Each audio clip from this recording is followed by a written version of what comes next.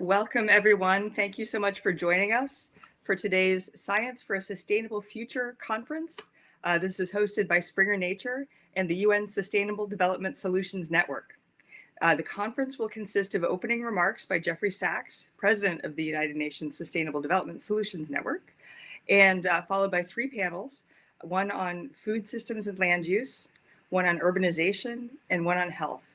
There's a 5-minute break between each panel, so you can clear your head, stand up, move around a little bit.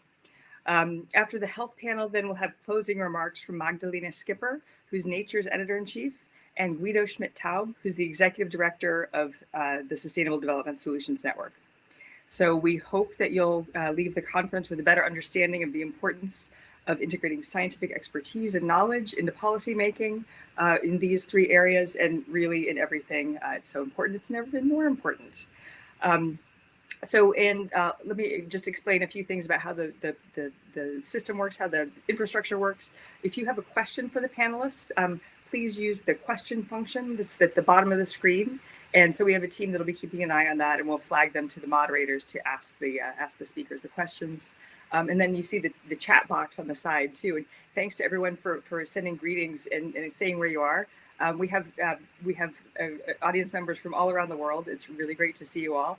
Thanks for joining from all your different time zones and for your shared interest in the importance of science for making good policy. So the conference is being recorded. So if you miss a session, you can tune in later. Also, this is a very easy system. So there's multiple sessions, but you don't have to find your way from conference room to conference room. There's a team behind the scenes who will pull you into each new session. So you just let them put you where you need to go. If you want to post about the conference on social media, please do. There's a hashtag for Twitter called hashtag Science for SDGs. So it's all together, Science for SDGs. And throughout the conference, we'll be running polls. So we want to start out with just who is everybody. So we have a poll if you get a chance to participate, and just ask what job sector are you in? Are you part of academia, civil society, government, private sector, or other? So we're hoping to be able to run that poll now. And so answer if you get a chance.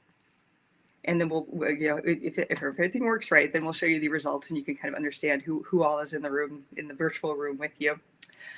So I think that poll's running. So yeah, go ahead and respond when you get a chance. Perfect. Oh, academia is winning. This is fun. It'll take a little while to get the results.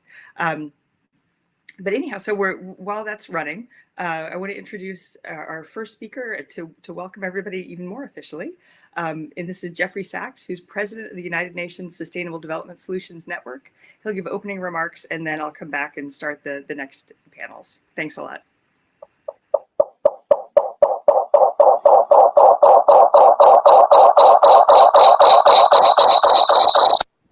Real quick, Jeffrey, if you can make sure you don't have a secondary tab of Crowdcast open, then we can make sure that we don't have any feedback. So we'll try to unmute you in just a moment. How about that? You are good to go. Thank you. Good. Hello, everybody. I'm Jeff Sachs, a university professor at Columbia University and president of the United Nations Sustainable Development Solutions Network. Laura, thank you so much for partnering. This is a partnership of Scientific American, Springer Nature, and the UN Sustainable Development Solutions Network to have this wonderful global forum on science for a sustainable future. And I'm just watching the ticker feed come in from all over the world. It really is wonderful to be together with people across the globe. Many friends I see coming in from venues all over the world. So let me say a warm hello. Let me also assure you I have my Nature and my Scientific American for October 2020. These are the indispensable publications. That's not an advertisement. That's just to say that being able to keep up with science on a weekly and a monthly basis for all of us is completely essential to understand our dramatically changing world and what we should be doing in it to help make the future that we want. That is a sustainable future. The world's governments in 2015 agreed on a framework of sustainable development goals and the Paris Climate Agreement to help get us to the future we want. It's been a very rocky road since then, rocky politically, geopolitically, and now with the COVID-19, with the pandemic, the likes of which we've not experienced in our lifetimes, and with a global disruption that is unprecedented in scale, at least since World War II, and an economic disruption unprecedented, at least since the Great Depression. So the stakes could not be higher. We are facing multiple complex challenges that require deep transformations in how the global society functions.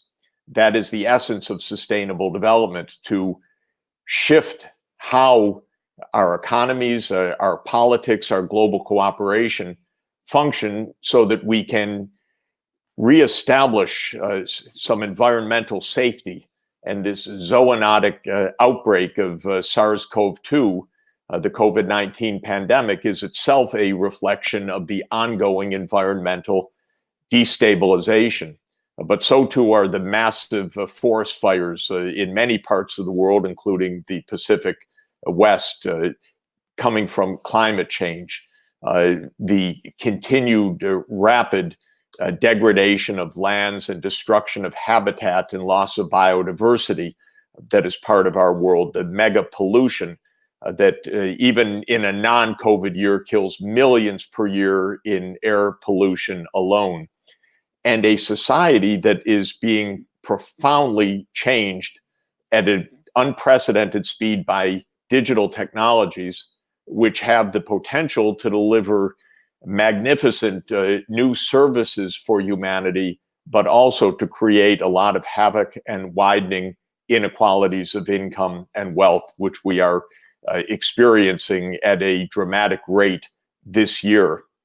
Sustainable development means a world in which there is shared prosperity, social justice, inclusion for all, environmental sustainability, and decent governance. We are not there yet at all. And while there are many, many changes that we need to bring us onto a path of sustainable development, there can be no doubt that deep changes of technological systems, for example, perhaps centrally how we produce and use energy, will be essential to reestablish climate safety. Changing how agriculture operates will be fundamental. Engaging the digital technologies for social inclusion will be vital. So we are on a path of rapid and necessary technological change, and that means also the complete engagement of the scientific and technological communities in order to help us to find the way forward. We cannot do this by going back to, quote, a simpler time, not with the 8 billion people on a very crowded, very interconnected, and very unstable planet. So I'd like to make 5 very quick points. First is that we need to understand technological pathways, for example, renewable energy, and as I said, sustainable technology, smart cities, in ways that improve well-being and that are aligned with the precepts of sustainable development. This is a scientific and a technological course, and it is one where we are the lucky beneficiaries of unprecedented scientific breakthroughs, as we're seeing with the Nobel laureates this year, the CRISPR in genetic recombination, for example, which gives crucial new tools for biomedical applications and other scientific applications. but harnessing those is vital in a absolutely timely and accelerated manner. Second, the science must be interdisciplinary in an unprecedented manner now, because we are needing societal transformations. And I would say that there are at least 4 areas of science that need to work together: the natural sciences, including the earth system sciences, engineering sciences of many different kinds of electrical engineering, information technology, civil engineering, and so on. Third is the social sciences, the policy sciences around economics, sociology, politics. And the fourth is the human sciences, psychology, neuroscience, to understand what makes us tick and to help us behave properly and to help us understand how we can cultivate the ethics and the cooperative behavior, the pro-sociality that we will need for the transformation. The third point is that this is a vast multi-stakeholder enterprise. It's not science alone or engineering alone or policy community alone. The stakeholders include the science and engineering community, politics, business, and civil society. And at any scale, whether it's at an urban scale, national scale, or the global scale that we need, these crucial stakeholders across society must find a language to work together and to solve problems together. That is not easy. The scientific and engineering language is a highly technical language. The political language we know is an awfully strange language with different norms, not the norms of science, I will say. And this means that finding methods of cross-stakeholder cooperation is a huge challenge. The fourth problem is public understanding and awareness, because science literacy in the United States is low. It's low in many parts of the country. It is a major hindrance. And for the fifth reason that I want to mention is bad politics, which absolutely harnesses the scientific illiteracy and uses it for vested interests and for powerful interests in malignant ways often. We have politicians and lobbying that preys on the scientific unawareness of the population. All of this means that the democratic governance of science, both enabling science to infuse our politics, to bring knowledge to bear on critically complex challenges, is of profound significance.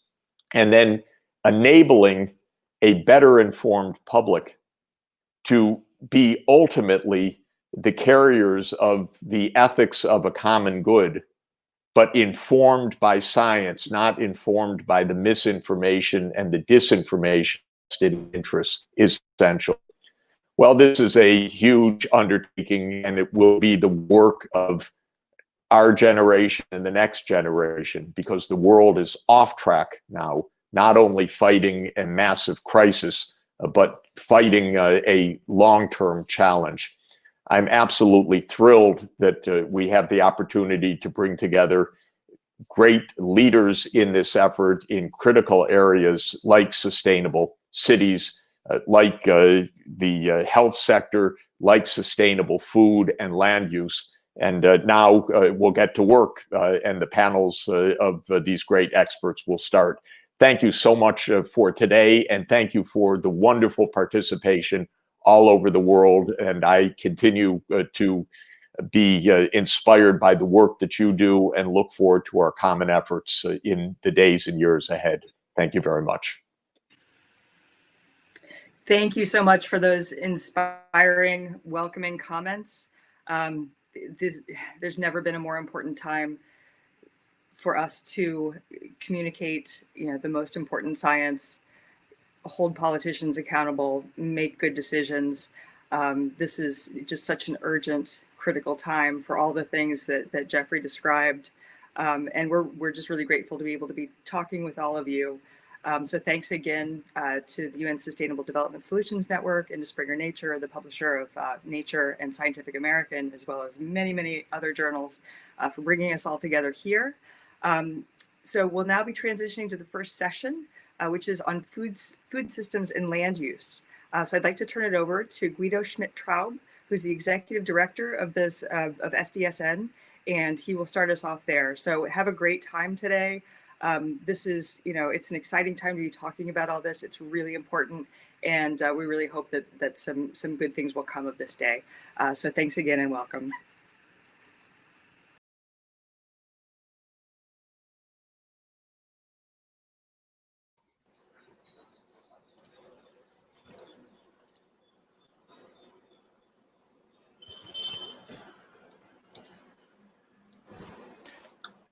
Thank you so much. You guys are ready to start the panel, and thank you guys so much.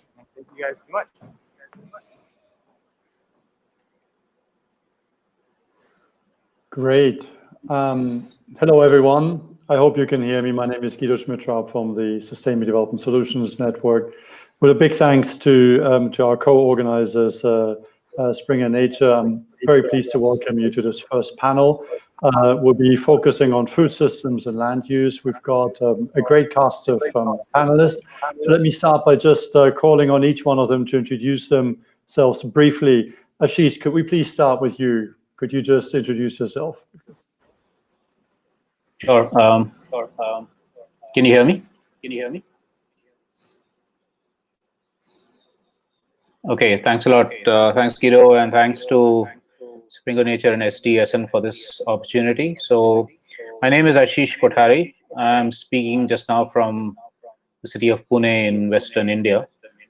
I work with a national environmental organization called Kalpavriksha, and also with a national forum in India called Vikalp Sangam, which means Alternatives Confluence, trying to bring together movements and organizations and individuals working on radical alternatives, both towards justice and sustainability. And the third forum that I'm working with is the Global Tapestry of Alternatives, which is a more global attempt at weaving together alternative movements in different parts of the world.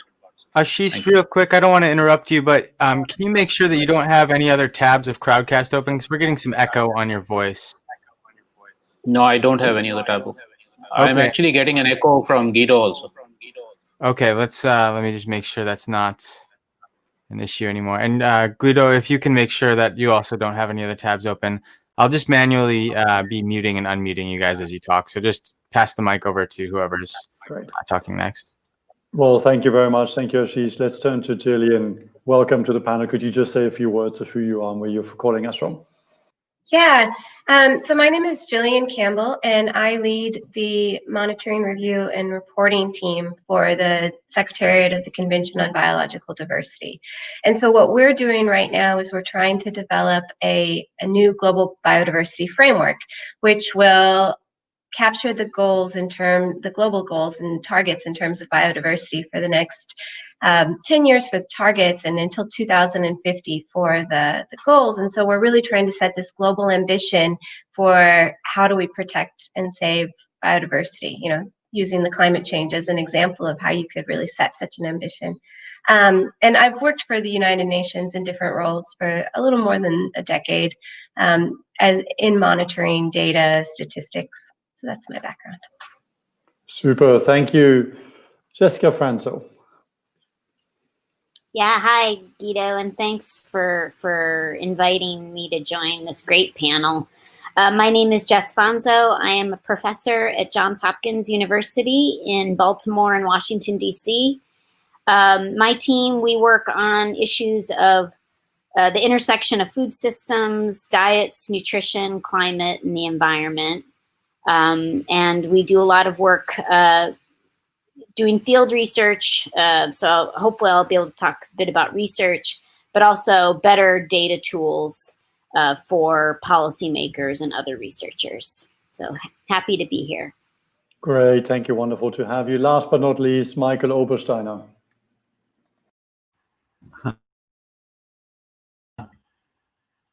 Hi, everyone. Hi, Guido. Yes, my name is Michael Obersteiner. I just started as the incoming director of the Environmental Change Institute at Oxford University. And I used to lead a fairly large group of researchers working on global land use issues. I hope I will have the chance to talk about it a little later then. Over. Well, let's give you that chance right away. Let's start with you, Michael. You are a leading scientific expert on the questions that we're discussing today on land use and food systems. Have worked with scientists around the world, but also with many policymakers. I was wondering if you could just kick us off by sharing some examples, maybe from national or global policymaking, where you feel science has really made a difference, and what are some of the lessons that you've seen? Yeah. Okay. So. Let me start off with something that happened not too long ago, and this is you probably all have seen the Leaders' Pledge for the UN conference on biodiversity. And in this process, we actually published a paper in Nature. So. Topically for today, where we called this paper Bending the Curve on Biodiversity. And the purpose was to actually bring new ambitions to global leaders on agenda setting on new biodiversity goals. Basically saying, yes, in principle, we can aim much higher than we were thinking before. And as we discussed before, also it's the Convention on Biodiversity is a little similar in its process as the Climate Convention. And here we had the 2 degrees target, and the Bending the Curve paper was inspired by a 2 degree or 1.5 degree target setting exercise. And we hope somehow it will play a similar role. So we are working on trying to push this a little bit into the negotiation process.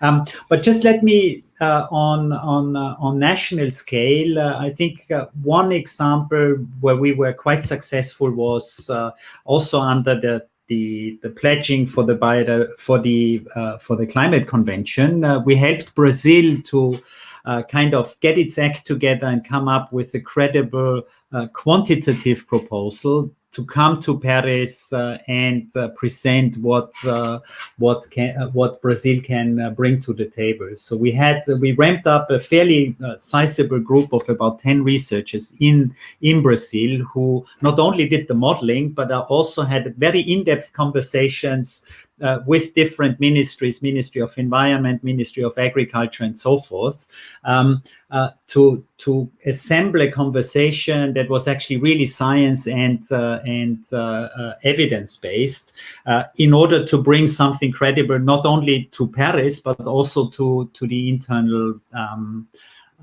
discussions. And there are few other examples, but I don't want to go into it.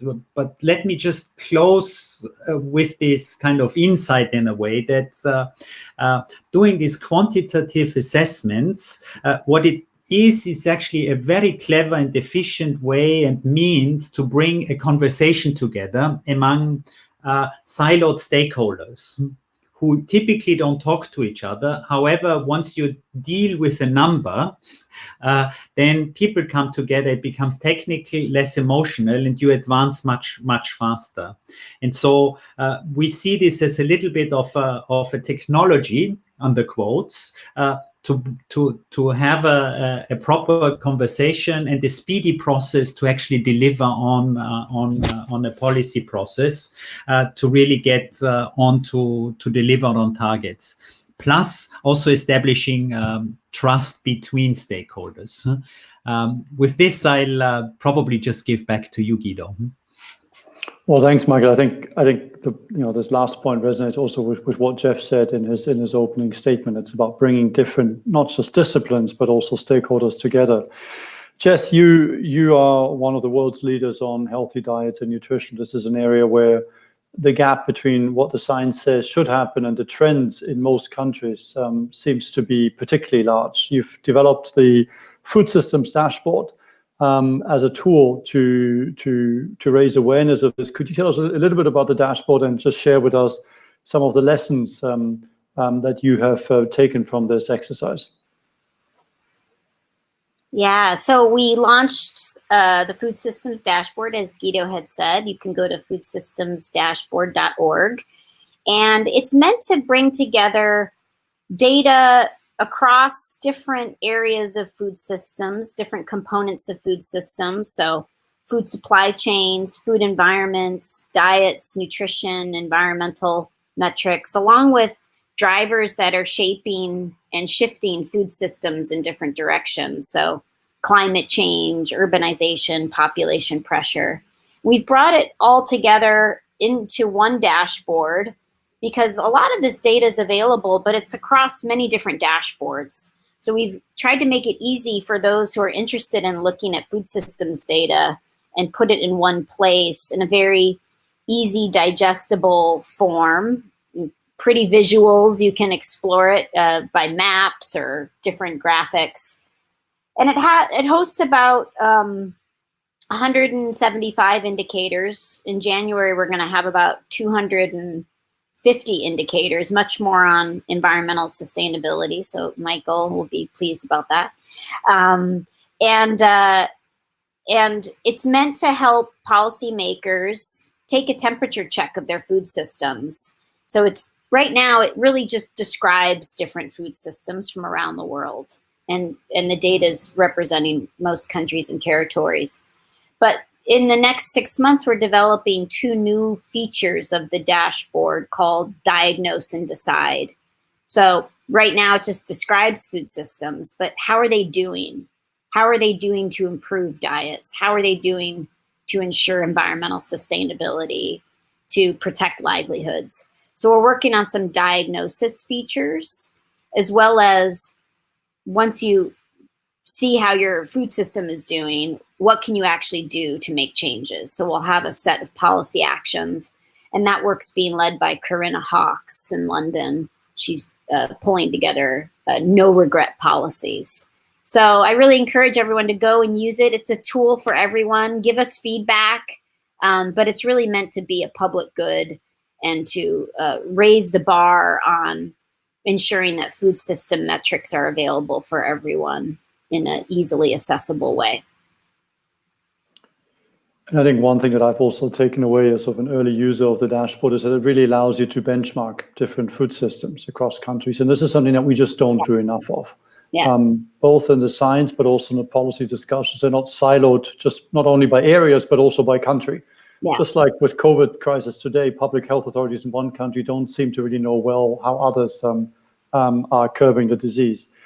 Gillian, you've already given us a bit of a flavor of what you're doing in your day-to-day job. The big challenge, of course, is now between now and next year's CBD COP, Convention on Biological Diversity COP, hosted by China in Kunming, to come up with what's called the post-2020 framework, which is really about the next set of goals for biodiversity. Could you just share with us what role data plays in this? What are you seeing in terms of new methods? What excites you, and what gaps are there still?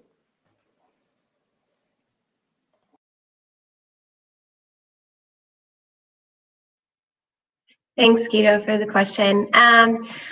So I want to come back to what Michael was mentioning and comparing the biodiversity process to the climate change process. And in the climate change process, there's this 2-degree goal that everyone was sort of able to get around. And then he mentioned for biodiversity, how do we bend the curve? And I want to start by just saying that, honestly, measuring temperatures is relatively easy, right? I mean, it's maybe not, getting a global temperature is not the most straightforward, but it's pretty easy. Even measuring CO2, it's not so difficult because, we have sensors and there's a lot, you're only measuring one thing and you can get people mobilized. Measuring land, water, and biodiversity is really complicated and really expensive. The places that we want to get to are often remote, and it costs a lot of money to get there, and it covers large areas, and you're trying to measure lots of different species and lots of different things. And so, it is this major effort to have to figure out what are we actually going to measure that will help us to get to this goal setting the same way that we had in this climate change agenda. And, how do we track different ecosystems? How do we track their health? And so I think that we are really, you might wonder why we didn't already do this in the past with the last framework for biodiversity. We weren't there, we just couldn't measure these things. But now with satellite data from drones, a possibility of cheap IoT devices, the possibility to not only collect citizen science data, but to bring it together in a better way. And we also can use cloud computing to process satellite data that we couldn't process in the past, and we have new data science techniques. So I think that we're finally at this sort of crossroads where, one, we have the data and we also understand what we want to measure, and we now have some of the digital technologies that are going to allow us to actually measure this. And so I think that this is really an exciting time to be involved, because we can now measure biodiversity in new ways. Obviously, we can measure ecosystem extent using satellites. To drill down in some of the ecosystem health things, we can get citizens involved. We can get people out trying to measure different ecosystems using their phone, apps on a phone, taking photos and sending data back to us. And so, I think this is what we're looking at, is how do we build a monitoring framework that's going to allow us to actually measure what we want. Then I want to also just add to the second part of this, which is coming back to what Jess said on the need for easy to understand actionable information. Even if we are able to measure every species, which of course we're not, if we tried to give politicians or even people a dashboard with every species on it, it would be a disaster. No one would know what to do with this information. And so we also have to come up with aggregated information and figure out how do we actually then bring all this together into a few simple metrics that we can measure, that we can track, and that we can build support around. Similar to 2 degrees, it's one metric.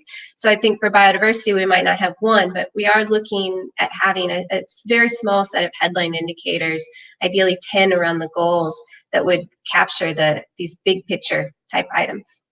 Thanks. Thanks, Gillian. This is where science also becomes an effort in communication, clear communication around complex things, not just to be precise and accurate, but also to be heard. Ashish, let's turn to you. You've already described the many hats that you wear in India, but also you've worked, of course, and you've worked with people outside India. So I was wondering if you could give us a sense of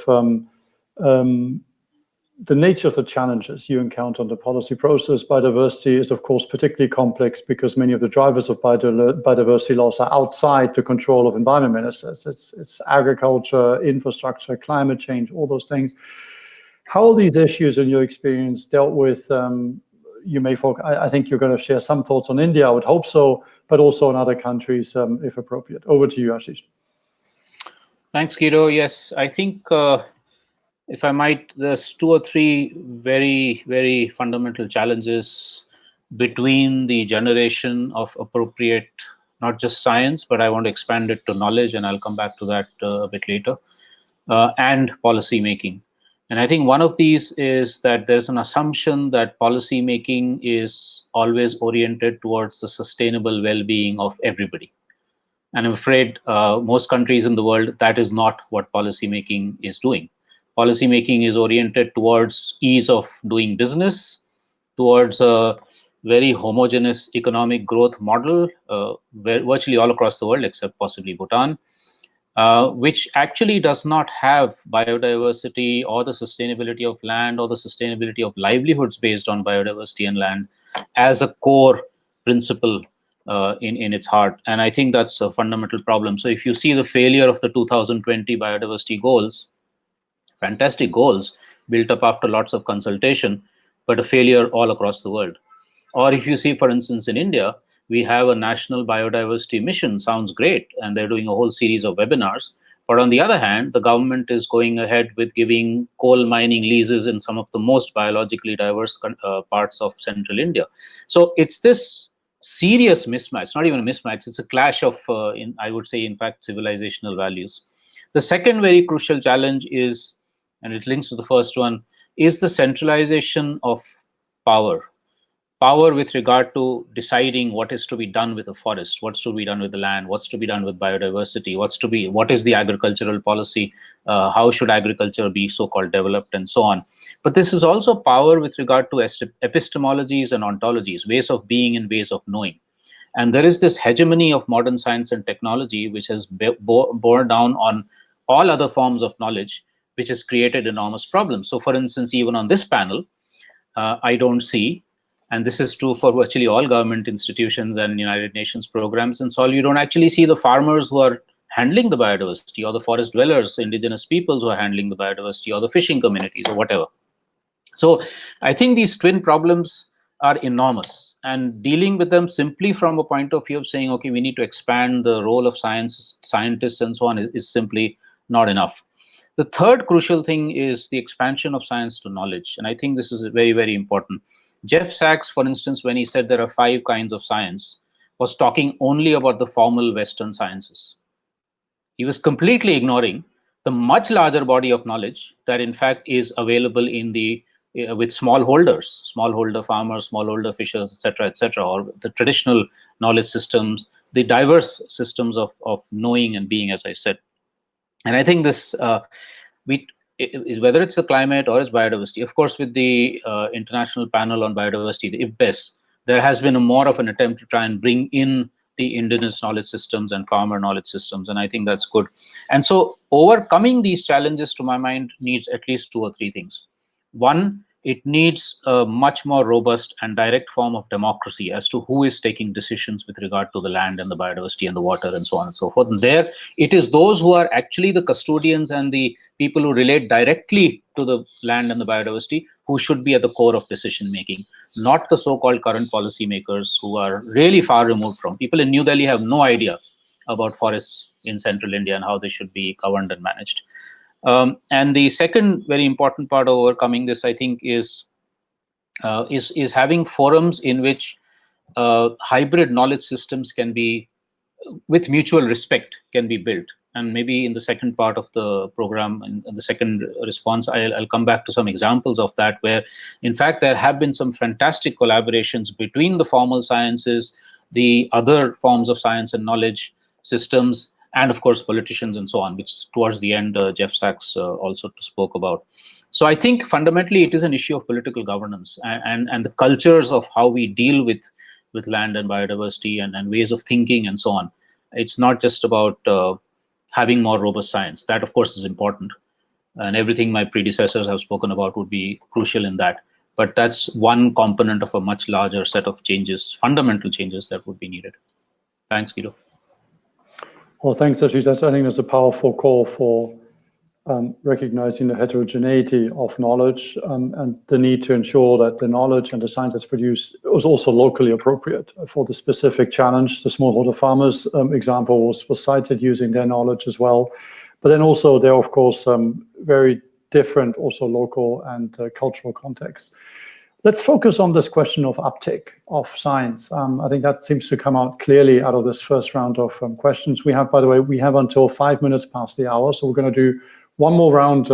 I'd just like to ask one more question to each panelist, and then let's be brief, and please be brief in your responses so we can get some time for question and answers as well. Jess, you are day to day in this sort of policy science policy interface trench of how do you translate science into policies. What do you experience as the challenges in ensuring policy uptake for the science that you're involved in? Yeah, I don't know if I could say any better than what Ashish already laid out. I think Ashish gave a really good case for, I really like this idea of these hybrid knowledge systems, and I think there's something really important there. I think we all know we're at a time when facts, science, and evidence are under incredible scrutiny and even openly disregarded by some political and business leaders. So I think the rigors of research have never been more critical. I think we also have many cases where research can and does bring wholesale changes in attitudes, political thought, and action, but that change can take time. Those that have worked on climate change, and Michael knows this, that it takes a long time. There's been climate data for a good long while, and it took a long time to convince political leaders that action needs to be taken. That said, I think researchers need to better communicate their research findings to the wider world. For many researchers, the sole focus is on academic publishing. They publish their work in journals and they think that that will then get disseminated widely, but we know that policymakers don't often read these journals, and maybe a bit more to what Ashish was saying, that a lot of the access to these journals is difficult for those living in low and middle income contexts. So we have a very significant bias about who gets to publish in journals. But beyond just the journals, researchers have to learn to sit at the policy dialogue table that's not necessarily set for them. So how do we as researchers listen to the challenges that policymakers face and better design studies that result in practical and relevant findings that policymakers can receive and use? And I think what Ashish was saying, we need more voices at the table, more indigenous knowledge, more smallholder practical knowledge. And that would really resonate with policymakers to get them better informed. And Jeff Sachs had talked about this a little bit. Research needs to embrace multiple perspectives, including those who live and work within food systems, those that own land. And we need to do better integration of not only natural and social sciences, but those that work in policy, those that work on capacity. So I think we're at an interesting time, Guido, in that research is under terrible strife of the era of misinformation and denying science and conspiracy theories. And so there's never been a more important time for us as the research community to come together and better communicate the findings that we have and include some of those researchers who don't necessarily have a voice in the policy dialogue. Thanks, Jessica. Michael, can I ask for your views on the same question? What are the barriers to uptake? What is it that we in the scientific community need to be doing differently? And how can we organize? How can we better organize ourselves to ensure better take-up? I think overall our conversation is actually somehow converging as I see. And let me just illustrate in a way, let's take on what Ashish was saying, the hybrid knowledge building. So we are currently also with Guido together, we are running a consortium of about 20 countries where we try to do country level planning for sustainability in the land use sector on the national level, but then try to bring this together to a global conversation where we try to build from the bottom up enough knowledge and also knowledge on implementation in the end to meet global targets. And this we do in an iterative fashion, in a way, in a gaming fashion, if you want, but very, very serious games. And what's quite important is where in country there is a conversation between the modeling groups, in our case, the planning, the policy impact guys, with the policy process. There you see actually the most vibrant kind of engagement ongoing, and also the most trustworthy results come out of such kind of exercises. Just when you look at the COVID numbers, tell us a lot about the culture of how actually science enters a policy process. So those countries where the leaders don't actually live a science-based culture in a way, you see where the numbers are going. However, in the same sense, we see this in the land use sector, where you have countries or regions where science-based policy making is actually part of a culture to have a conversation. And I think this is something we really need to spread more and more in order to really get on a global level to the targets we aspire to at the moment. You know, the biodiversity targets, the climate targets, the nitrogen targets, and so forth, the planetary boundaries, but also the SDGs overall. And that's so I see this kind of this culture, this policy culture is actually missing, and you can even decline it down to the village level, or even onto the farmers level. Farmers who actually are open to policy advice or science-based advice, they typically fare better. And I can tell so because I'm a fourth generation forester. I still have some forest, and we do well in that sense. However, and that's probably the second barrier, which was also mentioned, is that we are living in this, I don't know who said it, you know, it's this communication is in this complex world. So when you look at the land use sector, you have multiple sectors going on, you know, agriculture, forestry sector, water sector, and so forth. You have multiple impact domains, biodiversity, social impacts, and so forth. We have different perspectives. People think differently, and it's almost impossible to actually bring this all together. You know, we are really, in a way, victims of our complexity.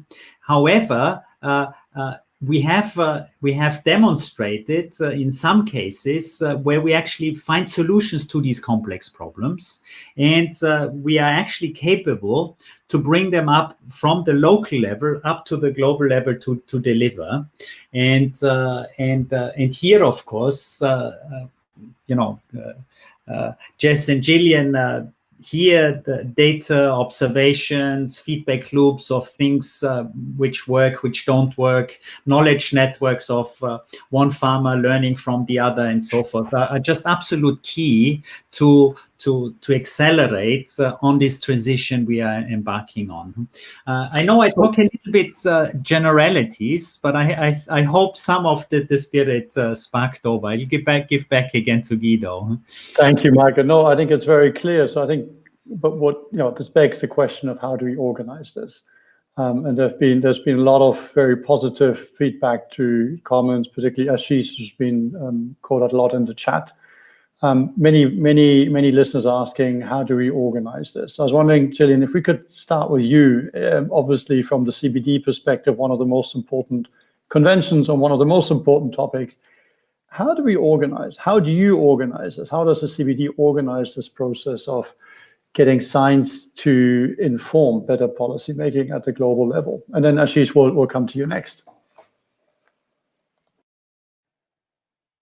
So in terms of the convention itself, I mean, we do try to be a science-based convention. And so, as was mentioned by Ashish, we have the International Panel on Biodiversity, and which is the IPBEST, which is the one that is providing a lot of the scientific advice that we are taking on, and it's using data, and it is getting people involved in the process. And so we do try to set these goals and targets really based on science. I will say my view is that, you know, the science does have gaps. Certainly there's gaps in the data. I think we've all talked about that. There's also gaps, of course, as was mentioned by everyone, in terms of actually getting knowledge from indigenous people and from local communities up through the process so that you have this scientific base that you can use for your decisions. So there are gaps there. But in general, we do have a good idea of what's happening with biodiversity. I mean, we know that things are not looking great. And so we can also identify some actions. I think that one of the big issues that we have, which was mentioned also by everyone in terms of building these partnerships and in terms of having hybrid knowledge systems, is that even if we know how things are, that doesn't necessarily mean that we can convince the people who are the policymakers who make the decisions on what goes into the global goals and targets. We saw this with climate change, and we, you know, we'll, I'm sure, see it with biodiversity also as this gets negotiated. So my view is that it comes back to what she said on how do we get people engaged, is that we, not as scientists, I mean, we as people, have a responsibility to hold our governments accountable, to be engaged, and to try to say where we want the country to go. I mean, in the United States, we have an election and this is how we express our views, but everybody everywhere has a way to express their views. And so I think that we need to do more to convince not just the policymakers, but we need to convince the public. And we're not doing great at that. You know, we're not actually doing great at getting public engagement on the topic of biodiversity, at making sure that people feel that they're part of a process. And so I really think that this is the big push for us at the CBD, but also for us as scientists, now the other us, as scientists, is how do we get people involved? And so, I mean, I did mention citizen science earlier. I think that this is one way, you know, bird watchers, for example, collect data on birds, but they're also then very much part of trying to protect birds. And the more that we get people involved in noticing the biodiversity around them and appreciating that biodiversity and in seeing what's going wrong and in seeing what they can do, I think the more likely that we are to actually be able to see this change that will take us where we want to be. Thanks. Thank you, Ashish. We'd love to hear your take from a national perspective, from the on-the-ground perspective. How do we get organized on this? How do we get better organized, I should say? In 3 minutes. I think, well, I'm glad, I'm very happy to hear what Jess, Michael, and Gillian said before, because I'd see in some senses, I mean, agree with the kind of, what should I say, the having to break out of the kind of conventional molds that many of us are otherwise stuck in. Just to give you a couple of examples from India and one from outside. So in central India, some of the indigenous peoples there run a process called study circles. Now, we think that we do study circles only in universities, but actually in a lot of people's, there's all kinds of research and studies happening all the time. It's not formally called that, but it is happening. So what they do is they say, okay, let's put together, if there's a problem they're facing in their community, they say, or in their forest, let's put together whatever local knowledge we have on this. Let's see if that's adequate to deal with the issue. If not, we'll call a person from the university who's studied forests or honey production or whatever. And that study circle then puts all the relevant available knowledge together, and then that goes into the decision-making forum, which is the village assembly, which then takes an informed decision. Now, if you can kind of think of that at a larger scale, where you say that governance should actually be happening at in that way, that you say that, okay, let's spend 30 days, 60 days, whatever it is, to put together the best available knowledge on a particular decision that needs to be taken, and then only take that decision, which is unfortunately not what happens. A second very interesting example is one of the South Indian, what we call the Krishi Vigyan Kendra, which is the Agricultural Science Center, is jointly run by scientists appointed by the government and the local women farmers. And they're Dalit, which is to say the most oppressed caste of Indian society. So in a sense, there's transforming caste and gender inequalities in politics also, while in fact contributing significant agricultural knowledge into that agricultural science or agricultural knowledge center. And the third example is from outside, and I think it's really interesting, the Arctic biodiversity assessment. I have not been involved with, I wish I was, but many of the in organizations we work with at the global level have been involved, which is a combination of government institutions across the entire Arctic Circle and the indigenous peoples institutions, the Sami, the indigenous peoples of Russia, etc., all of them. And they produce some of the most fantastic assessments of what's happening to biodiversity in the Arctic, and then from that, what could be the sorts of decisions to be taken. And crucially, they're saying that these decisions should not be taken only by the governments, but in fact that these indigenous peoples across the Arctic need to be central to that decision-making process. To my mind, the organizing of this is therefore really about the radical deep democratization of governance, thinking of biodiversity and land and so on as the commons and not as private property, and then expanding to larger circles of decision-making. Gandhi called it oceanic circles, rather than a top-down kind of a way. So that's how conservation needs to happen, that's how agriculture needs to happen, etc. And this also means, the last point here, Guido, if you permit me, is that, and this is controversial, that this also means that we have to start questioning, in many cases, current political boundaries. because they make no ecological sense. In South Asia, for instance, there is no ecological sense for a boundary between India and Bangladesh, India and Pakistan, India and China. If those ecosystems have to be managed and governed in a sustainable way, and the peoples who are living there, the fisher communities, the pastoralist communities, etc., have to sustain their livelihoods, which they've been doing for millennia, but now they're all interrupted, then we have to think about governance at an eco-regional level, which means cutting across these boundaries, maybe even thinking of dissolving the boundaries. That's a very difficult thing to ask for. But I think we also need to reimagine these things if we really want to protect biodiversity on Earth. Otherwise, we'll be just producing lots of fantastic documents and just losing biodiversity everywhere. Guido, thanks. Thank you.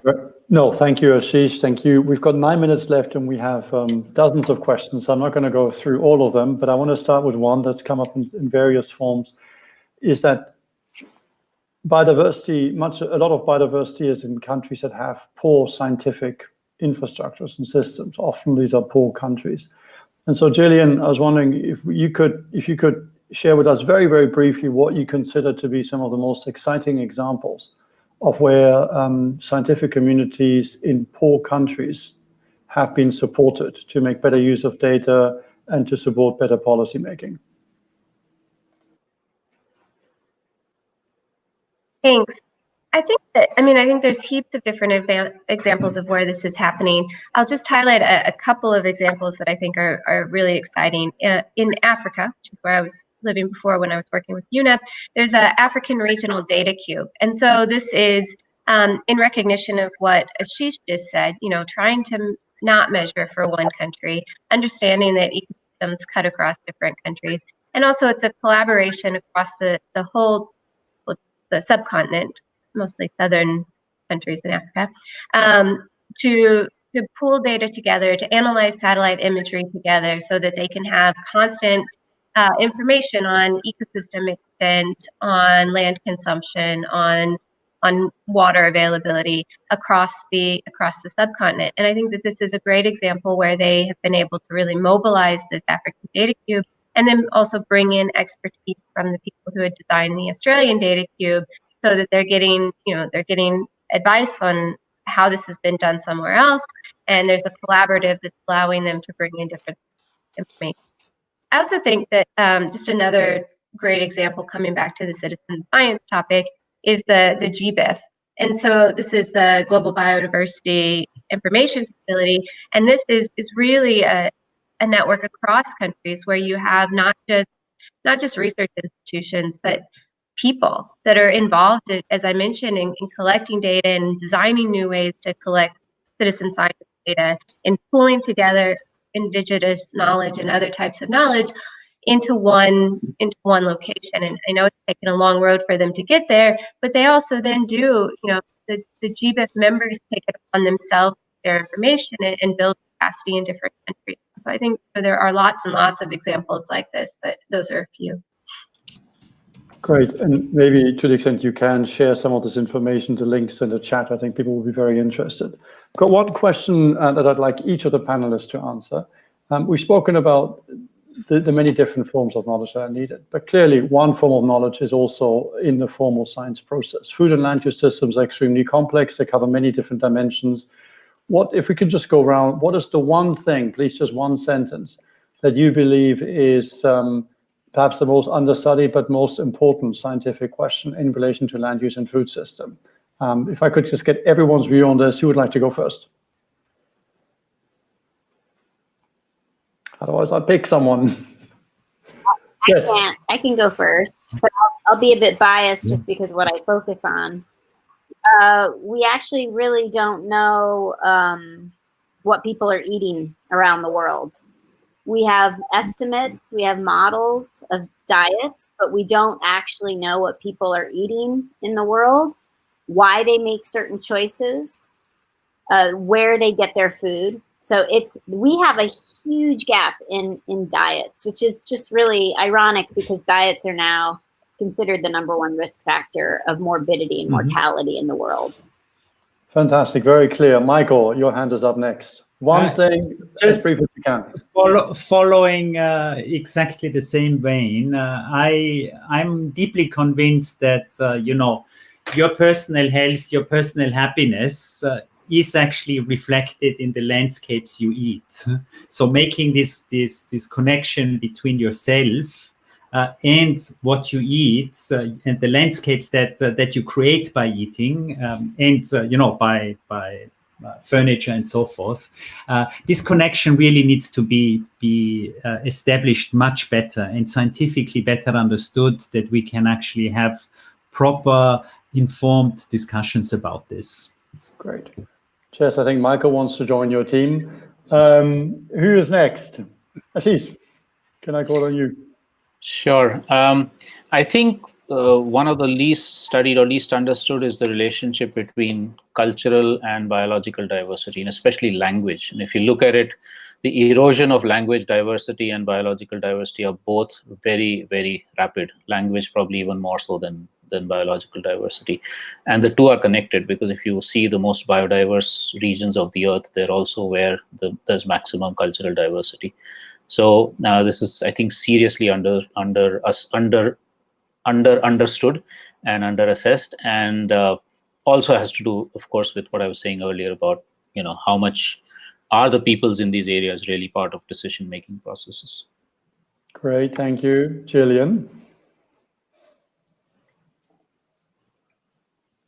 Thanks. I think that, in terms of how we move forward, we need to understand better the drivers and the pressures of biodiversity loss. So I think that, we all, in general, a lot of us do value biodiversity, but we don't necessarily see what we're doing and the pollution that we're creating and how waste is managed and these things as the cause of that loss. And so I think that we do really need to close this gap and say, it's not, biodiversity is not just disappearing, it's us that's causing it, and these are the things that we're doing to cause it. And so I think that, this link and this causal relationship is something that we really do need to be able to better demonstrate. Great, thank you. We've had lots of questions, obviously, about COVID. To what extent, how does COVID change food and land use systems? And we have about 1 minute, so who would like to share one thought, probably, on what are the most significant long-term changes brought about by COVID? Well, in India, I think the biggest sorry. Yeah, please, that's great. That's us Indians love to talk. I think one of the biggest lessons we've learned is that where, in fact, agricultural, forestry, or fisheries and pastoralist systems have remained intact or have been revived by communities, they have been the most resilient in COVID times. And that self-reliance, especially for food, but also for health and so on, is so important. And when you have globalized food and agricultural systems, it completely destroys and makes these communities so much more vulnerable to COVID kind of crises. That's a huge lesson for us. Thank you for jumping in. I think we've got 30 seconds for one more thought on this. I think that we're at a time where the human footprint we're encroaching on these natural habitats, and we're putting ourselves in closer proximity to wildlife. And if you think about 60% of infectious diseases are zoonotic, and of that, roughly 70% come from wildlife and the contact between animal and human spillover events. It's a big lesson that we are in dire need of protecting those natural habitats where those wildlife live, and to try to avoid a more significant zoonotic spillover event that could be more deadly in the future. So. Great, thank you very much. Yes, a huge virtual applause and thanks to the four panelists for this exciting panel. We're going to hand over next to the urban panel and then have a health panel. So please stay tuned for the remainder of this conference, and we'll wrap up towards the end. Some of these topics, particularly, Jess, your point about the vulnerability of systems today, will surely come up in these panels as well. So a big thanks to you all, and I'm handing over to the next moderator. Thank you.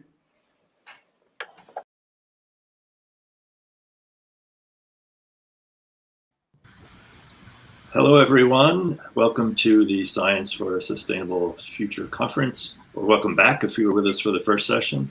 I'm Mark Fischetti, a senior editor at Scientific American magazine. I'll be moderating our next panel, which starts right now, on sustainable urbanization.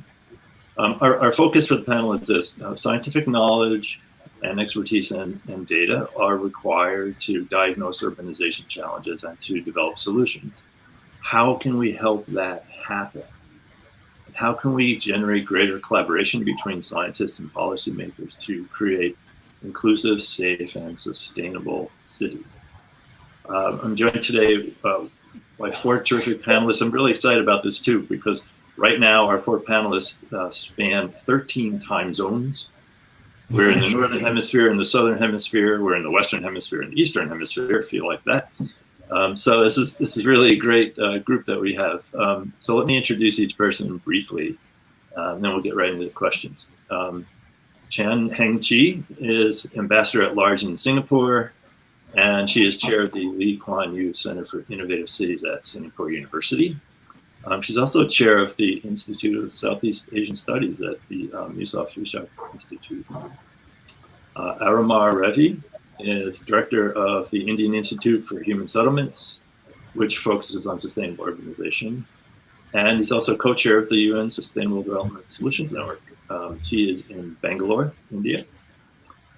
Susan Parnell is Global Challenges Professor of Human Geography at the University of Bristol in England. And she's Emeritus Professor at the University of Cape Town, where she was a co-founder of the African Center for Cities. And Luis Sainz is the National Coordinator of the Como Ramos Cities Network. He's in Bogota, Colombia, which tries to advance the strategic development goals across Colombia's cities. He's also worked for the Inter-American Development Bank. So thank you all for spending time with us today. We're going to jump right into questions and discussion. If you're in the audience, you have a question, please use the question tab. It's at the bottom of your screen. And so we're going to start with a question, 90 seconds. We'll try to have each person answer. I'd like each of you to please explain one way that your organization or an organization that you work with tries to insert science or data into urban planning or urban policymaking. Aramar, let's start with you. So I, for the last decade or so, have been helping IHS build out the first interdisciplinary university in the world focused on sustainable urbanization. So I mean, our proximate interest, of course, is about 400+ million people in India who are going through this tremendous transition at the moment, and another 300 who are going to come in the next, let's say, a few decades or so. And we do that by obviously bringing science, and science doesn't only mean the hard sciences, but also the social sciences and a whole range of ways of knowing and problem solving to try and address critical questions for us, questions of urban poverty, questions of food security, of healthcare, of education, of being able to provide basic services, adequate housing, all of this stuff that in a sense we help negotiate in the United Nations to build this sort of the idea of the Sustainable Development Goals. And we were fairly sort of central in that conversation. And we also track that in India at a national and state level. So that's where I guess the science, the policy, and the practice all come together. And I guess that's my kind of day job.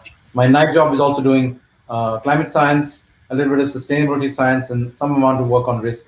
So it's an exciting life here. We have a lot of the world's challenges, and we try and bring together some of its solutions to help deal with these things at scale. Great. Thank you, Aramar. Susan. Hi, yeah. Well, aside from teaching in a university, which we often forget is really fundamental for the reasons Ara's just said, it's training the next generation and keeping existing professionals up to speed with continuous professional development. I think the other thing which for me was really important in the ethos of the African Center for Cities at the University of Cape Town and in some of the projects that we've run through there, like a big one called Peak Urban, was the idea of bringing big ideas about how cities change and making sure that we were able to test those locally to produce credible evidence to inform local decision making on the one hand, and then also to participate in the big global forums where big ideas about science are forged, like this, to make sure that African voices were present and that African realities were accurately and substantively reflected, because it's a continent which is facing fundamental challenges of urbanization, and where there really is quite a big skills gap in terms of implementation. So that bringing the global to the local, taking the local to the global, and making sure that that translation is backed up by good and robust and appropriate science for the scale. Great. emcee, one way that you are working science and data into urban planning or policy making. I'm a political scientist. I run the Lee Kuan Yew Center for Innovative Cities in the Singapore University of Technology and Design. The university is full of engineers and computer scientists, architects, etc. I'm the social scientist. I mobilize a team of social scientists and urban planners. Fortunately, we are in Singapore where science drives everybody. We need science and technology to enhance our capabilities because we are so resource constrained. So we do work as multidisciplinary teams of social scientists with the engineers. And the things we look at are questions of, right now, one big future of cities. We look at the future of work in cities. And one of my colleagues looked at digital economies and digital societies. And we share this with our planners. We look at how jobs, how the disruption takes place, how we look at jobs and to break them into tasks and to reconfigure the jobs again. So we share this with companies, we share this with planners. We look at cities. We're looking at cities in the region, Jakarta, Manila, Ho Chi Minh City, Phnom Penh, and we try to understand what are the challenges and deal with the people on the ground too, the NGOs, the universities there, and try to come up with solutions. So we compare this, and I'm very aware, having been an ambassador in the United States, that really there's a developed world and there is the emerging economies, the developing. And our approaches are very different. And I try to bring this to the international forums and platforms that I can speak. Great. Good. Thank you, emcee. Luis. Thank you, Mark. Well, at the Como Vamos Cities Network, or the How Are We Doing Cities Network, we basically promote evidence-based policymaking. The Como Vamos Network is a private sector initiative that has over 20 years of experience working in Colombian cities. The model has been replicated across Latin America, and we basically monitor and track quality of life indicators, sustainability indicators, as a way precisely to promote evidence-based policymaking in our cities.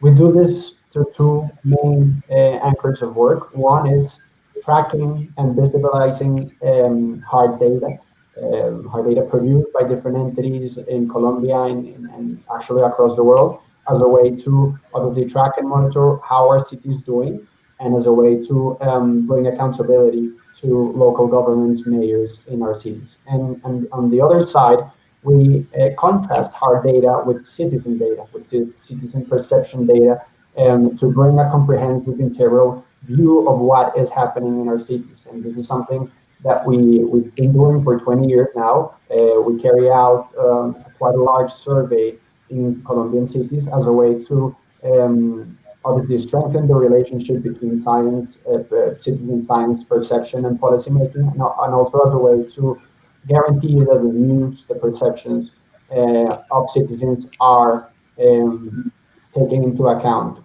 in the policymaking decisions of our cities. Right. Thanks, Luis, and thanks for bringing up citizen science too. We're going to get back to that in a while. For the audience's sake, we're going to get into some really interesting examples from each of our panelists, but I want to set that up with a 30-second question for each person, which is, We often hear about many challenges associated with greater urbanization, but I'd like to just have each of you identify one challenge you see related to sustainable urbanization. Luis, let's just start with you. Well, I mean, I think obviously there are so many challenges, and I'm sure across the panel will bring different elements to the table.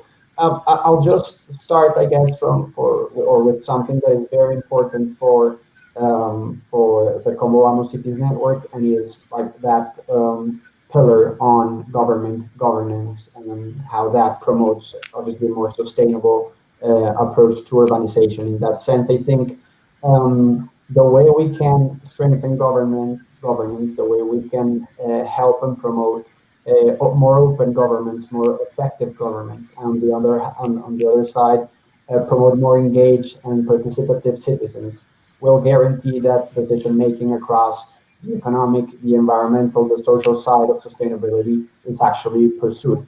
So I'll guess I'll start with governance as one of those big pillars of actually the SDGs, and I think the SDGs did a great job on including that goal 17 as that means for implementation goal, and that's transversal to all of those, or to all other SDGs. So I'll start with that. In that sense, I think promoting open governments across the world is something that we're seeing obviously done in different countries, but we have a long way to go. And open government has to do with open data, with transparency, with participation, and that's obviously a big challenge for a lot of our cities, a lot of our countries. And on the other side, how can that promote more engaged citizens and promote obviously citizen science? So I think for me, the possibility of building and developing cities where citizens, policymakers, the academia, the private sector is all engaged on that will guarantee that we follow a sustainability path where everybody is bringing something to the table and we're leaving no one behind, right? So I'll start with that. Great, okay, good. And we're gonna get into examples of all these just in a moment. But Heng-Chi, quickly, one challenge you see related to sustainable urbanization. Actually, Luis mentioned the whole gamut of the problems, but if you look at every city and urbanization, I think it's really the migration, internal migration. People are just coming to the cities relentlessly, and governments can't handle that. Add to that the problems of climate change, there's extreme weather, we see this, you look at what's happening in Manila, you look at what's happening in Jakarta, so you have sleeping cities, and really nobody knows quite what to do. And I think it is really that, and I put at the heart of it governance. And governance and the will to govern and the will to lead. And that is so important. If you ask citizens in the city what they think are the urban challenges, and that's what we are doing in Jakarta, Manila, and these cities, their definition of the priorities and challenges are very different from what the government thinks, And when you think it's a great thing, they just take their heads and really you're trying to survive day to day. The question is, how do we get the people and the government to be able to communicate with each other and find how to handle and settle the problem? But you need governance. Great. Okay, great. Thank you. Susan, your turn. One challenge. I think you're muted. That's a really interesting question. And I'm going to take perhaps a slightly provocative thing. I think we need less innovation and more stamina and focus on building durable structures and institutions to deliver sustainable urbanization, to make it sustainable. And what I mean by that is that, of course, we need lovely, fresh ideas and examples, but the real challenge is scaling up and making sure that we embed what we know we should do into the systems that we've got. And where we don't have the systems, we've got to build the systems. So that's everything from laws and regulations to mechanisms for training people and for ensuring that we have the requisite capacity in the cities that we need to do the right thing, and to make sure that we've got the institutions which can hold those to account the financiers quite often, who don't have interests in pursuing the kinds of practices that we need. So I would argue that we need to get really down to some boring institution building and focus a little less on being creative and innovative. Okay, great. Thanks, Susan. Aramar, one challenge that you see for sustainable urbanization? I think the core challenge as I see it is actually maintaining a dynamic balance. A balance between the economic, the social, political, and the environment, a balance between what needs to be done today and the future, because cities, they live a much longer life. And also the most difficult thing that we're seeing today in COVID, and that is keeping a balance between the opportunities of urbanization, the jobs, the economic development it brings, but also the poverty, the inequality, the risk that it concentrates. And we really don't have a good calculus to try and do that. And that's what I think, what new urban science is struggling with. How does one build the calculus to do that? How do you build the knowledges? How do you build the institutions that can pick this kind of stuff up and link citizens, with people who manage the cities to deal with regional questions, etc. So that's a hard dance. And as a species, we haven't learned how to dance it very well in the last 5,000 years of urbanization. But we better do that very quickly, otherwise you're going to be in deep trouble with a half urban planet or more. Right. Good point to end this on, Aramar. Thank you. So let's go to some examples, and I think our viewers will find these all very interesting. We've talked a little bit about them amongst ourselves, and for our audience, these examples are going to try to show a little bit about how we can raise the profile of scientific insight and data in local, national, and international urban policymaking. In each case, if each of you could just briefly outline what the issue was, how science or data was integrated into the solution, and what the outcome was, or how things are going right now, if it's ongoing. Lisa, let's start with you. I believe you wanted to bring up the urban footprint study and also the incorporation of the multi-dimensional poverty index. So just a minute on each of those, please. Yeah, thank you, Mark. Yeah, I mean, I'll point out to those two studies, and maybe later on I can bring a little bit more about the citizen science work that we do at the Commons Network. But I mean, the urban footprint study, I'm sure a lot of people are aware of. I know this study is a great study that was carried out by the University of New York and Professor Slomo, which I think is a breakthrough study in terms of understanding the growth of urban growth and cities across the world. It is a study that I think sets a tone for one of the greater tasks that we have in terms of urbanization, and is how precisely we can build more compact, more dense, more sustainable cities, and how we can plan urban growth. Colombia has quite a strong legislation related to land use, territorial development in general, but obviously the knowledge and the information that we have across how the urban footprints of our cities, and especially because of the agglomeration processes that we've had across our cities, is quite rare and limited. Usually these type of studies are quite expensive, and it's necessary to track that growth over time, right? To see how that urban footprint has increased over time. So I think what the university did and how it actually was incorporated in the national context of Colombia, it has been very interesting. The National Planning Department, as part of a very valuable effort to strengthen urban planning and regional planning in Colombia, basically brought all of that knowledge that was developed by the University of New York to the table. It actually was there was a specific platform built, a dashboard built for Colombian cities based on that information, where policymakers could see how urban footprint had changed over time. That is a huge input to the land use and the plans that are developed in our cities, because now we can actually define urban limits, urban and rural areas with greater knowledge of what is happening and what had happened before and what eventually could happen in the near future. So I think that's a great example of how I mean, science in different ways has been included or is being included.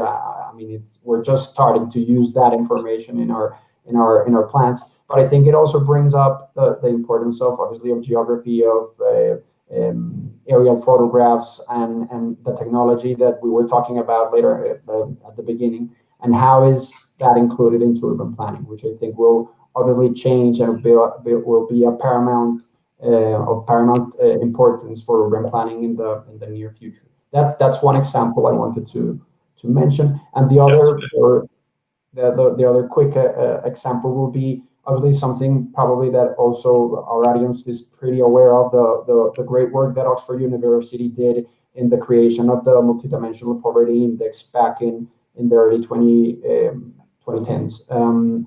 This is obviously a very important study that changed the approach to poverty in the world. And back in 2010, the national government of Colombia committed itself to the use of the multidimensional poverty index as a way to build a more comprehensive, integral approach to tackling poverty in Colombia in general. We obviously had been and we're still using monetary poverty track indicators, extreme poverty indicators, but the multidimensional poverty index brings to the table a different approach. And I think that has had a major impact on urbanization policies, because the multidimensional poverty index brings to the table other elements, not only the economic side, but the social side.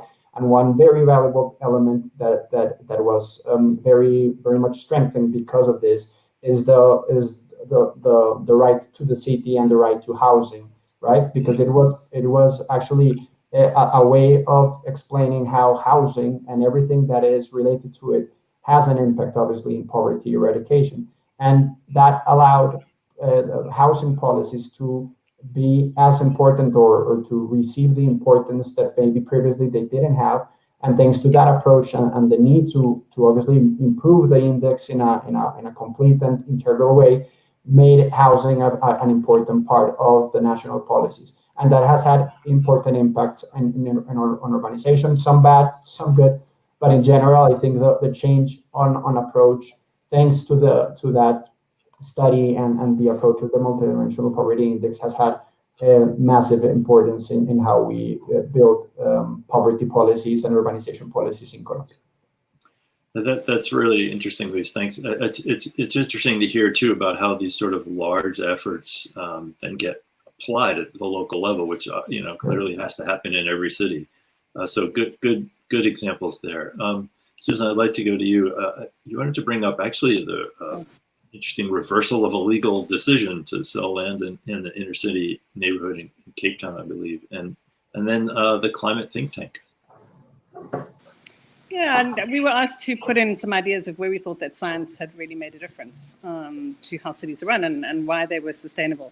And I chose this one about a court case that had overturned a decision by the state to give land to developers. And it was challenged because it went against every single policy document that had sought to integrate the cities of South Africa on racial terms.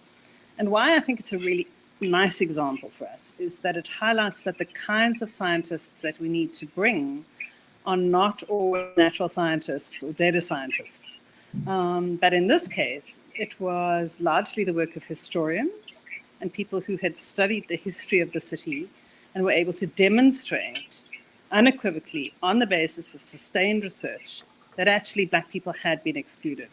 And it was a partnership between civil society organizing and mobilizing for the court case, and then highly skilled lawyers, really expert in jurisprudence, able to sustain the argument right through the court process.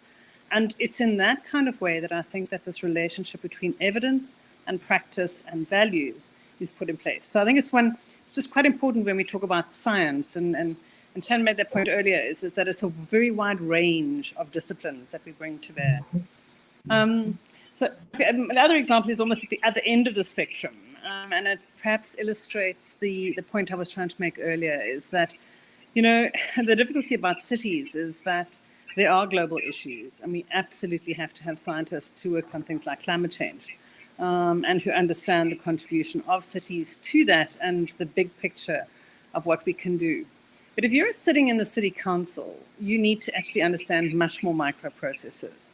And so we ran something called a think tank at the African Center for Cities, where we brought together council officials, local academics, and consultants, because of course, especially in the African context, it's often consultants who've got a lot of the real knowledge about how the system works. And we looked at things like, the relationship between legal reform and financial flows and what could and couldn't be done in terms of the climate policy for the city. We looked at sea level rise and looked at the interface between terrestrial and marine systems. But so using big general principles, probably not cutting edge science in some ways, but crucial to have credible knowledge. And so I think it's that thing about finding credible knowledge and building a cohort of people who actually are committed to change to create sustainability in cities. That was a really good example. There's a book on it called Climate at a City Scale, if you want to have a look at that. Great. Yes, again, so this obviously planetary scale issue, bringing it down to a particular city. I'm glad you mentioned the book too, Susan. Let's stay with that a bit. Aramar, you wanted to address the IPCC report, I guess, right? Chapter 4 on climate action. And then a really interesting idea about how the potential of urbanization to accelerate the post-COVID economic recovery in India.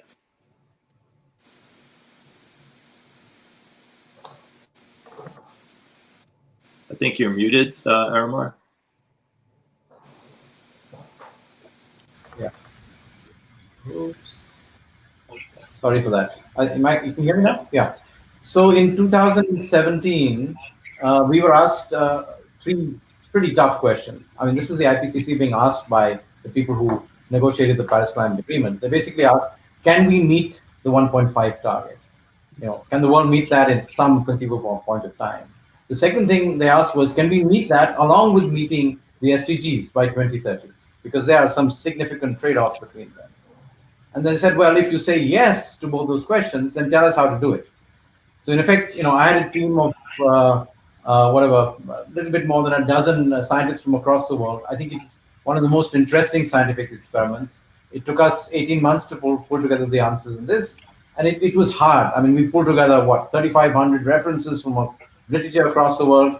And in some ways, it's more difficult than being published in Nature and Scientific American. We got 8,000 review comments. Right? So what came out of that process was relatively simple. We said, look, one thing that's very obvious, you need an energy transition that people know about. But if you really want to make this work in an urban world where 50% of the people live in urban areas, 2/3 or more of your economic activity comes from urban areas, 80% of your emissions come in, you have to transform urban areas. So this urban and infrastructure transition, depending on where you are in the world, is absolutely critical. But then you have to break that down, like Sue was talking about just now, and break it down into very concrete things. So, photovoltaics, better planning, dealing with questions of food security and food waste, dealing with public transportation. So we actually went and assessed a set of almost 40 different options that are there, and looked at whether they would work or not. And that was the hard part of the science, right? And we put it together, and at the end of 2018, we came out with this report. Is probably the most important scientific report of that year. But the interesting thing that we did, because many of us are urbanists, we said, okay, this high science is great and it's wonderful, and there were accolades from across the world, from governments, from the media, etc. But we want to take this into practice. So in a crazy sprint that lasted 6 weeks from the time the report was released in Korea in October, and the COP, about again, the authors and another 20 people from cities across the world sat together in 3 different locations, and we produced a report for policymakers in cities to translate this process into the urban context. And I think that was very interesting. The scientists were not used to doing this. It was a big challenge to make that happen. The policymakers and people from cities found it very difficult to get into, a lot of the complicated science and if, but, maybe not, etc., which science always does. But at the end of it, the outcome that we produced was actually, I think, very exciting. It had a dramatic impact on implementation. It's gone across the world. And in some ways, that summary for urban policymakers, we hope to take forward now into the overall assessment. So it's gone into implementation in many places. I mean, I was on a panel yesterday with mayors from across the world and leaders who are actually implementing this, and they're talking about trying to get 1,000 places to start bringing these things into actual practice. Electric vehicles, energy efficiency in buildings, the kind of nitty-gritty stuff that makes a difference in our lives. So that's one kind of example where big science and a lot of multinational effort can be brought into kind of action. And in the Indian context, very concretely, building on this experience, we were asked a similar, but a more pragmatic question here is, can we use urbanization, and not urbanization per se, but sustainable urbanization, and one that actually takes into account not only climate resilience, but also resilience to other shocks like COVID? Can we use urbanization as a mechanism to enable a significant economic recovery?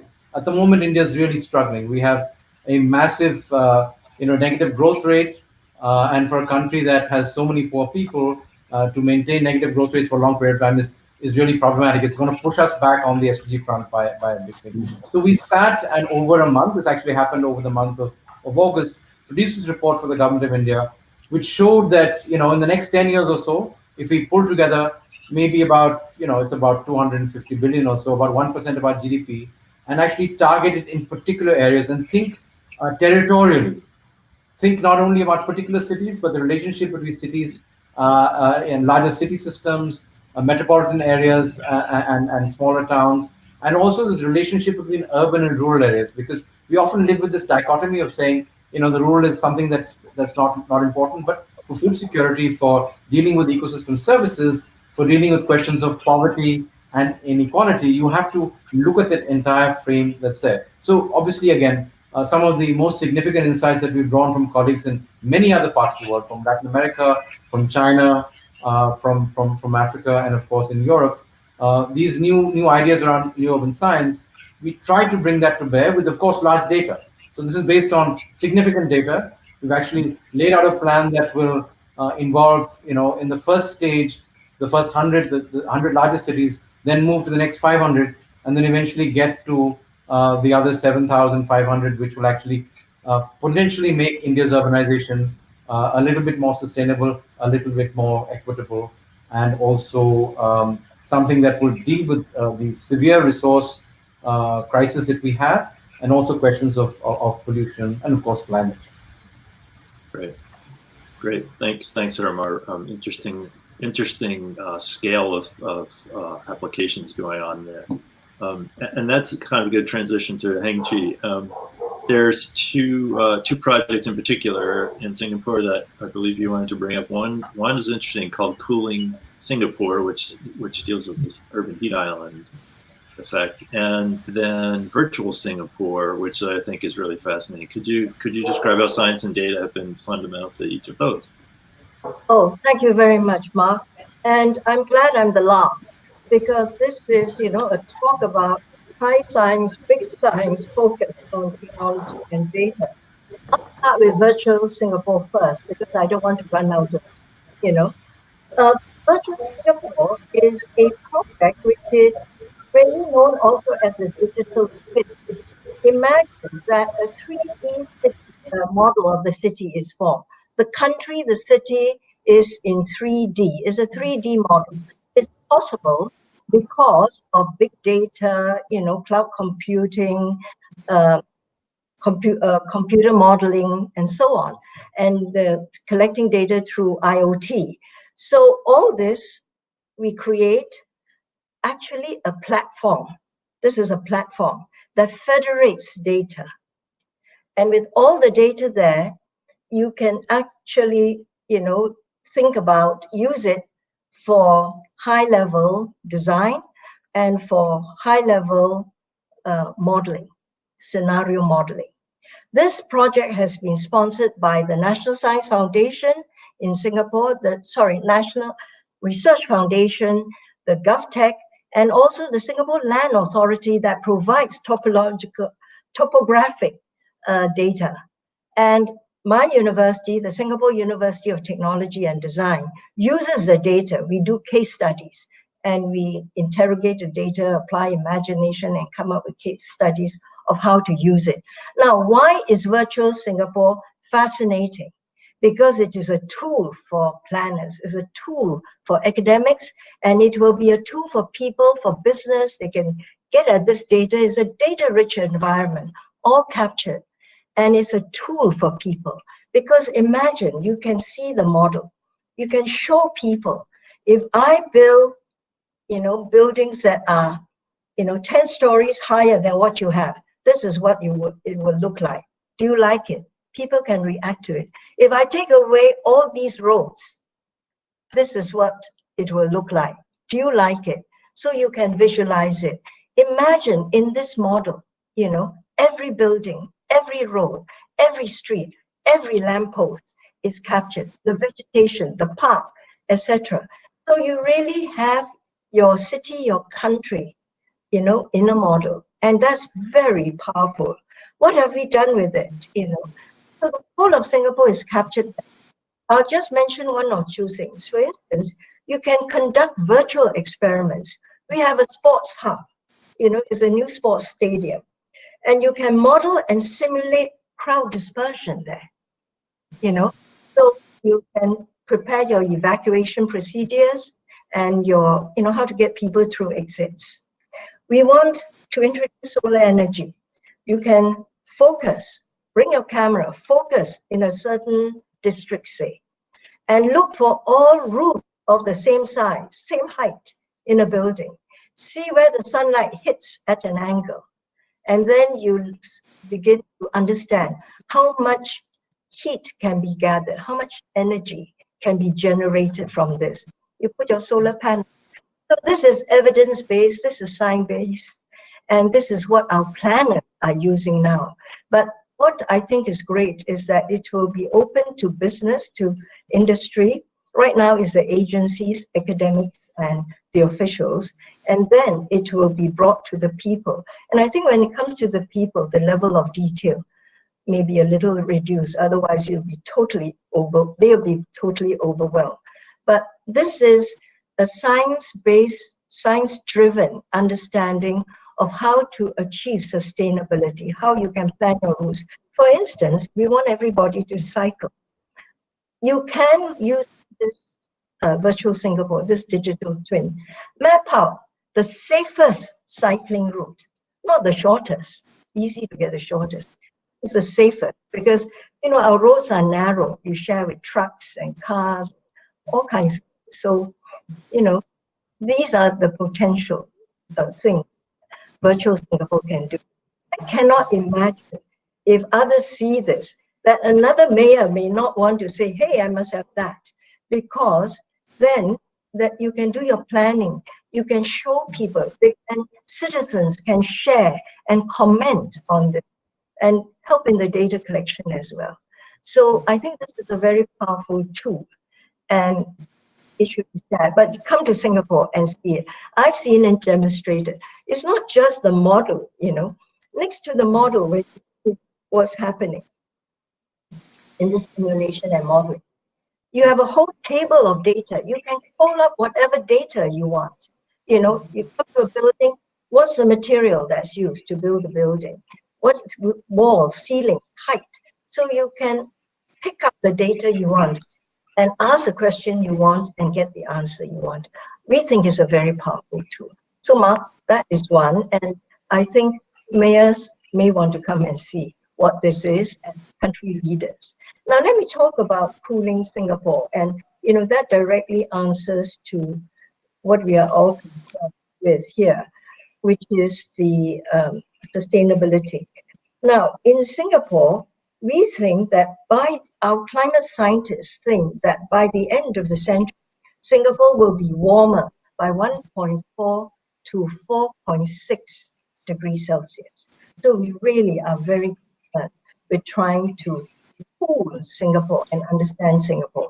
So the climate scientists, the geographers, they are doing a climate map of Singapore, and you can see where the heat islands are, and they really want to study where the heat islands are and how to mitigate those heat islands. And you can see really quite a vast degree of difference between the city center and what in Singapore we call rural, but is pretty much urban in a lot of other places. But there's quite a degree of difference. And this is important because you can bring in mitigation effort, and we're trying to study why, these places are heating up so much. Is it the solar radiation getting into roads and things? Is it the buildings? Is it air conditioning? Is it, human generated activity? So we look at that, but not just trying to measure the temperature in different places. We try to understand outdoor thermal comfort of the people. And so we do surveys, and my center, one of my colleagues is involved in this. That's why I mentioned it. We interview people, 2,000 people or so, and find out what they feel about outdoor thermal comfort. What can they put up with? And we throw alternative solutions, and how would they react to it? So you get a clear understanding of what people want, so they get into workshops also, they do survey questions. So we're getting some understanding of individuals' outdoor sense of the outdoor thermal comfort. And they will say, yes, they prefer green landscapes, they want more greenscapes in the city. In Singapore, we have something called the void deck, tall buildings where the bottom floor is left, clear. It's not built up, so the wind flows through. Now, we thought that our planners and architects thought that would happen. The digital twin proved that the wind actually moved through. So we came back and we validated it. But our people say we want that, more void decks. Don't give us these newfangled cool bus stops. We're not interested. And, not so keen apparently on renewable energy. But I think education will change thinking too. But it's good that citizens are in conversation.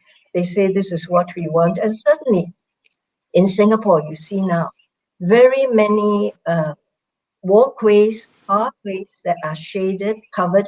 We're encouraging people not to drive very much. Cars cost a lot of money in Singapore.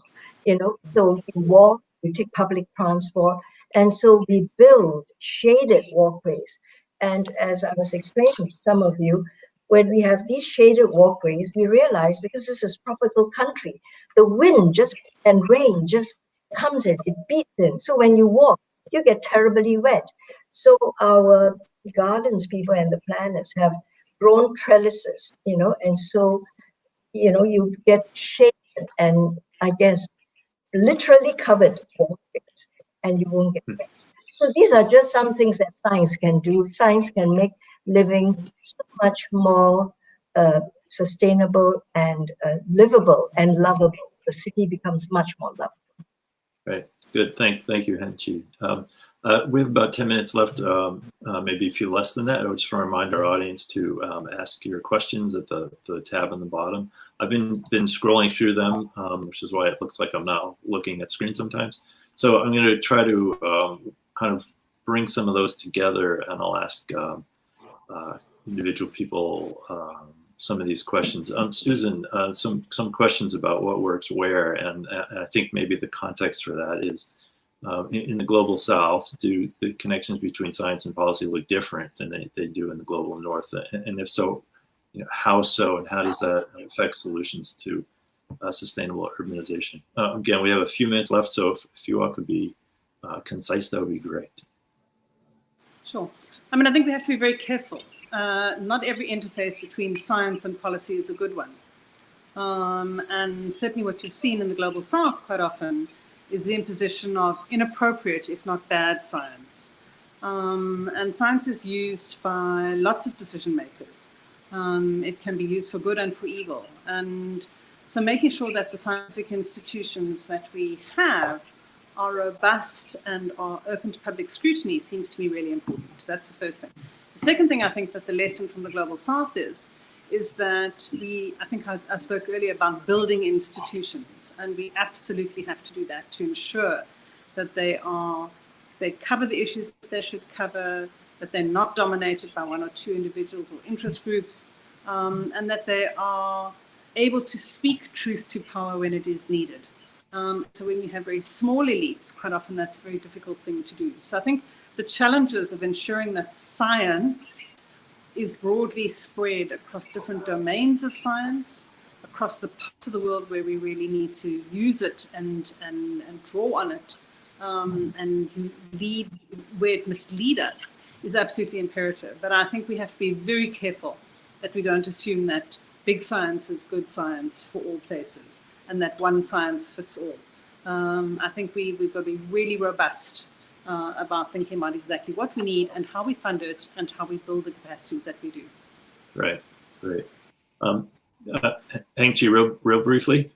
Yeah, and I want to add on to Susan's points, because I think it is true. We use a lot of science in Singapore, but we are very aware it's got to be people-oriented science. Never forget what the science is for. It's not a proof of concept, it's for people. So it's good science, governance, and targeted for them. Great, yes, very good point. Thank you. I mean, you can't uncouple the science from the ethics and the robust methods that we need. That as well, right. Luis, there's a couple of questions that kind of, I think, come together in this sense. Are there differences in how solutions are developed for small, medium, and large cities? Let me just ask it that way. Yeah, I mean, and I'll build just on what Susan mentioned, because I think it has to do precisely with the type of institutions that are built or that are in across the different types of cities, right? So obviously, talking about Colombia, a global city like Bogota or maybe Medellin, the type of academic institutions, the public institutions, the private institutions, they are part of global networks and are part of this probably this logic of incorporating science, evidence-based policy to decision making. However, when you move across cities in a country like Colombia, I guess it happens across the world, especially in the global south.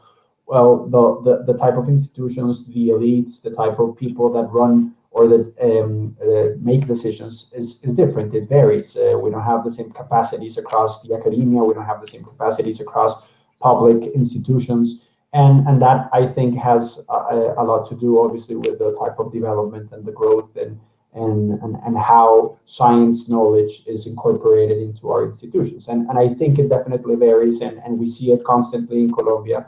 Again, a city like Bogota is mostly part of this discourse that we're talking about. But when we move to the peripheries of our country, we see difficulties, and we find how institutions not necessarily use science or don't necessarily use evidence-based policy making to make decisions. So I think that's why part of the work that we do at the Como Network is visualize citizens' perspectives, right? And how each Como Vamos, because we have a Como Vamos in different cities, is a collection of institutions, local institutions, that are committed to promoting quality of life and better decision making. So it has proved to be a useful way to engage different institutions, academic, private, civil society, into decision making and bringing citizen science to the table as one of many science and fields that can promote better decision making. And this has proved to be different, obviously, when you move from a city like Medellin, Cali, Barranquilla, larger cities,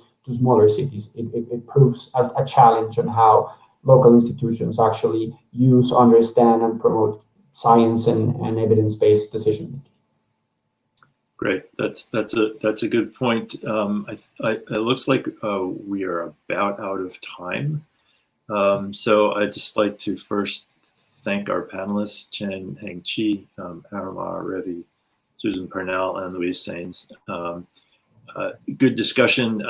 Technically, this worked out terrific. Everybody sounded good. We all looked good. We're all awake in different time zones, which is terrific as well. And I just want to remind viewers, if you're going to stay with the conference, I hope you do. The next panel will start in 5 minutes. There'll be a 5-minute break. You don't have to sign out or sign in. Just leave your browser open, and the next panel will come in for you. And with that, we will move ahead. Thank you again, everyone on this panel. It's been a pleasure to get to know you briefly, and hope to run into you again in the future. So long. Thank you.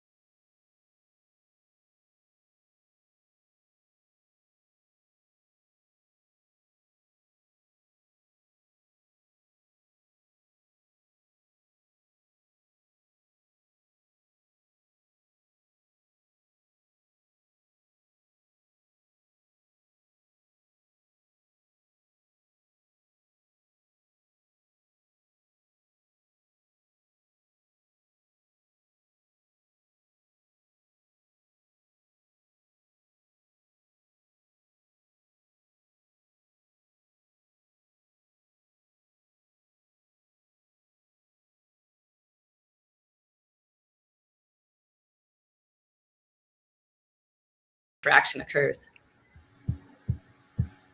Yeah, thanks, Amy.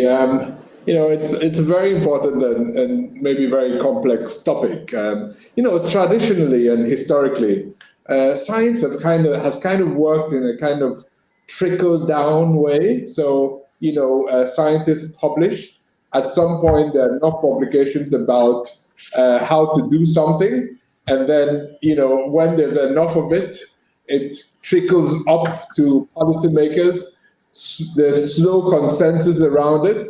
If the topic is important enough, WHO picks up on it and then develops guidance and then offers it to countries where WHO is seen as an authority figure in public health, for instance, and then it's offered to countries to adapt, and then we adapt and hopefully implement. And I just think in an era of COVID, and this will be the same for many other emerging and re-emerging infections, we will need to kind of be more deliberate in pushing, defining what the important scientific questions of our time is, be more deliberate in pushing resources to the mechanisms and the sciences through which we will answer those questions, be more deliberate in pushing that science into policy, either at the country level or at the global level in terms of guidance. So in a way, I think the COVID experience, and as well as our experience with many other infectious diseases, if you think about Lassa, a viral hemorrhagic fever that has been with us for so many years, apart from Ebola, one of the ones with the probably highest fatality ratio, and for 30 years, there was almost zero research going on an important disease like this, because there wasn't the commercial interest, and maybe there wasn't even the scientific interest. And therefore, an important disease like that is neglected for 30 years. So I think we need, as a global community, if we really mean what we say about global health and global health security and mutual vulnerability and mutual responsibility, then we have to devise mechanisms to be more deliberate in pushing resources, efforts, and science to answering the most important questions of our time, and not just leave it to kind of a trickle-down approach, and maybe it happens, maybe it doesn't, and if it does, your problem is solved. If it doesn't, well, you wait for the next opportunity. So that's, I think, the biggest change, or one of the big changes I hope the world can get to. But on the other hand, I'm not too optimistic that we will get there in a hurry, because we're rather than seeing a strengthening of multilateralism, we're rather seeing what looks like a weakening of the mechanisms that will enable that to happen, Amy. That's not good. I wondered, John Reeder, if since you are at the WHO and you're able to see multiple governments at the same time, and then maybe you could kind of answer that question: what do policymakers need? Where does that gap fall apart? And I'd love to hear if you think, if you would comment on what Chikwe just said, if you think it's we're going in a good direction, or if it's time to hit the brakes and kind of reassess how scientists do things. Hi, yes, thanks, Emmy. I think the important thing here is this isn't a problem specific to COVID, but what COVID has done is highlight something that is existing anyway. Is often the gap between research evidence and policymakers. And in fact, within COVID, we might have even seen an improvement. I mean, I don't remember another time when I've seen so many scientists on the TV standing by politicians, and that's been for bad and good, but at least science has got a platform within this. And often, if we're talking about other disease problems, it doesn't have that. But I think at the core of this is exactly the same issues, is trying to be speaking the same language. And we as researchers think that the evidence speaks for itself, yet the politicians are trying to make political decisions in a very broad context, of which the evidence is in fact only one small part of what they consider. And you can lift this even higher to say, as we're here in a session about the Sustainable Development Goals, in fact, the health response, health is only one part of that response, and in fact has to spill into other sectors of government to form policy as well. So we have to be really quite proactive in trying to get the evidence into the right place. But for me, one of the keys to this is to be answering the questions that the policymakers are asking, rather than giving them the benefit of research we feel is the necessary research for the world, connecting it. I've never seen policy happen better than when you directly answer the question the policymaker is asking with your research and allow them to translate that in. They're not going to be able to work through all of the evidence that's out there. So I think getting the connection and the conversation and realizing, certainly from our sides as researchers, where we can fit and where we can push hard. But I do agree with Chikwe. I think that we need to think about this a little differently to our expectation of simply publishing a fantastic study in a good journal. All the policymakers will read this and think we should do this. It really has to be tailored to answering the question. And often those questions aren't about the highly technical parts of the science. It's about how can we do it here? How can we afford this? What's the implication in other sectors? Who should be doing this? So we really need to put it in a multi-sectoral context as well in order to get the ear of them. I think simply realizing that we have got a common aim, but we're approaching it from different ways, and we need to create that conversation. Is my thought on that. And I guess if I could maybe tack onto that question, what's an example, and it could be from COVID, but it could also be from something else, of a time when you saw this work really well, where policymakers were acting on evidence and that was working out very well, or when it fell apart? Because in either case, that's when you can learn something. So I would love examples from any of you, but just to call on some new people. Miriam, so you're at the National HIV Agency, and I'm wondering, yeah, if you have any examples from your career. I think what has surprised me about, I have not muted. It sounds great. You can hear me? Okay, I was saying that what has surprised me actually in the current discussion on science and research is the lack of people's perspective. And it's like science for health systems and science is for policymakers. What about the people? If the people, it's the people who are vulnerable, it's the people who are in danger, it's the people who are. So what I feel is one of our biggest gaps is the gap between what people know and how to empower people through research so that they can help prevent and participate in the response. So what COVID shocked me with is the fact that we still are very far from the people. In spite of 1978 from Almata, in spite of the 2018 Astana declarations, we still are not addressing through research issues closely, how to get people into the issue. So scientists talk to each other and sometimes to policymakers, but not very much to, not at all to people. And I think that's a gap we need to address. Yeah, when I think about that, I think about why would people, the general public, not appreciate science? And that could be one reason why. Oh yeah, because yeah, I'll have something to say about that too later, but I better give my brother a chance first. Actually, if you want, you could say it now. I mean, now I'm ready. You know, for instance, the whole issue of how we can bring science opinion to the policy makers. Mm-hmm. But the way I think is how do we bring science to the people? How do scientists work in a way that communicates with people so that the people can see the importance of evidence? All the research I did myself, it was in that kind of context. You know, how do I communicate that diarrhea, evidence from diarrhea can actually convince the mother that cleanliness in the way she prepares her food will protect her child from diarrhea, that diarrhea is not inevitable. It has something to do with the way we are doing things. And this usually people think that, oh, that's just too simple. It's not academic enough. It's not scientific enough.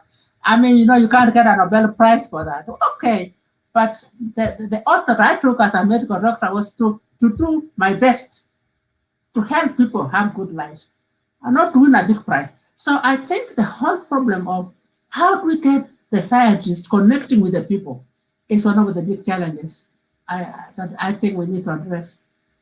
Those are really important points. David Heyman, I would love to hear, where have you seen this sort of, where have you seen this juncture between science and policy and even the people sort of fall apart, or where has it worked really well? Like, what do you think is important for scientists to keep in mind?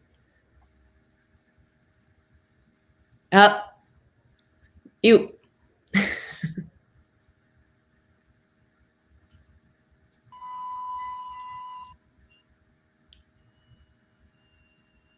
I'm not. Yep, sounds great. Okay, you've got me now? Yes. Okay. I first came upon this understanding that it was very difficult to get to the people in a research project that I was participating in East Africa when I was with the Center for Disease Control. Working with the government in East Africa, we were trying to understand the impact of malaria on birth weight. And this was a project set up in the 1980s. And one of the parts of that project was looking at the effectiveness of chloroquine. At that time, chloroquine was recommended as a prophylactic for malaria in pregnant women, looking at its effectiveness in increasing birth weight. Well, in doing this study, we were looking at the women who were receiving the chloroquine once a week and looking in their urine for metabolites of the chloroquine. And what we found was that they weren't taking the chloroquine. We were giving it to them, we were explaining how it should be used, and they just weren't using it. So we called in some behavioral scientists and gave them the challenge of trying to help us understand why women were not taking their chloroquine. These women, the group that came in began with some focus groups with the women, talking with them, trying to understand what the problem really was. In the end, it turned out that they discovered that the women did not like to take chloroquine because it had a bitter taste, and they associated that bitter taste with a traditional drug that they took for abortion. And so they refused to take the chloroquine. Just by giving them sugar-coated chloroquine tablets, their consumption went up, their adherence to the study went up, and almost all the women had chloroquine metabolites in their urine for the duration of the study, which just showed to me the importance of behavioral research and of implementation research in taking what we know as our policies really into the field, into the people, as Miriam said. That makes sense. So this was the implementation sort of studies that you're talking about. That's right. There are several studies, as Chikwe said earlier. There's the evidence gaining studies, and then there's the translation, as John said, and then that translation is not enough. It has to be really implemented. So the three steps, the information was known, it was put into policy, but that policy ended there, and it didn't test the policy in an implementation study.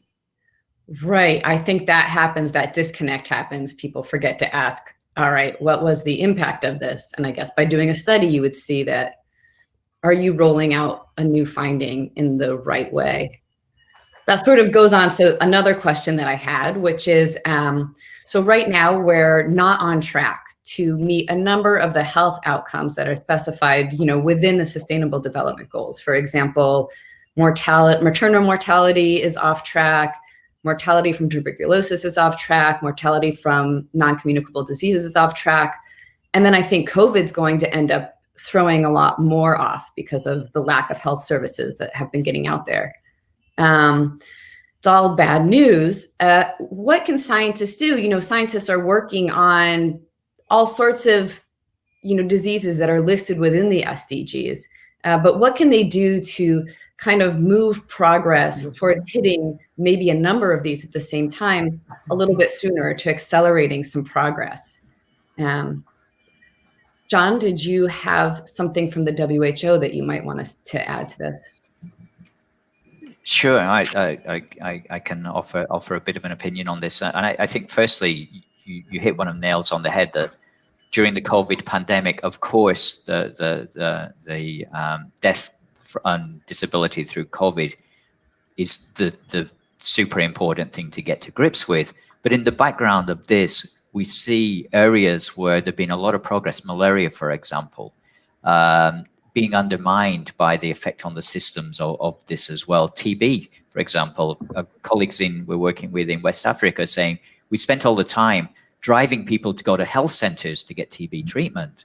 And now the information is, if you get respiratory problems, don't go near a health center. How do you get over this? So at the moment, there's this real space for us to think hard about how we do the research that helps across some of these other disease problems in this space. And definitely, we are working very hard to try and find that evidence and work this kind of thing out. But more generally, I think this is again not something that's specific to the COVID epidemic, and I think we have to think ourselves as scientists, and I hope I can still think myself that way. I have a career of being a scientist in this way, of how we target the and get the best of science going to the most neglected of the populations. And there are a few things we can think about, and part of this is thinking early on in science about the translation and about the implementation of that science and the possibility of this. And at the same time, thinking about this, about access and equity as well, about how we can get these things across. These are not dissociated from the research that's going on. It would be crazy of me. I've seen a million times that people write, X disease, if we have a vaccine, it will save millions of lives for that. But if that vaccine is too expensive for 2/3 of the world to afford, it cannot be transported, and it requires super technical, high-cost facilities to make it, it really isn't going to fulfill its promise. So I think trying to make sure that the research we're doing has got an endpoint of health impact. And this doesn't denigrate curiosity-driven research. Of course, we need a healthy environment in academia of curiosity-driven research. We don't know where the next innovation is coming from.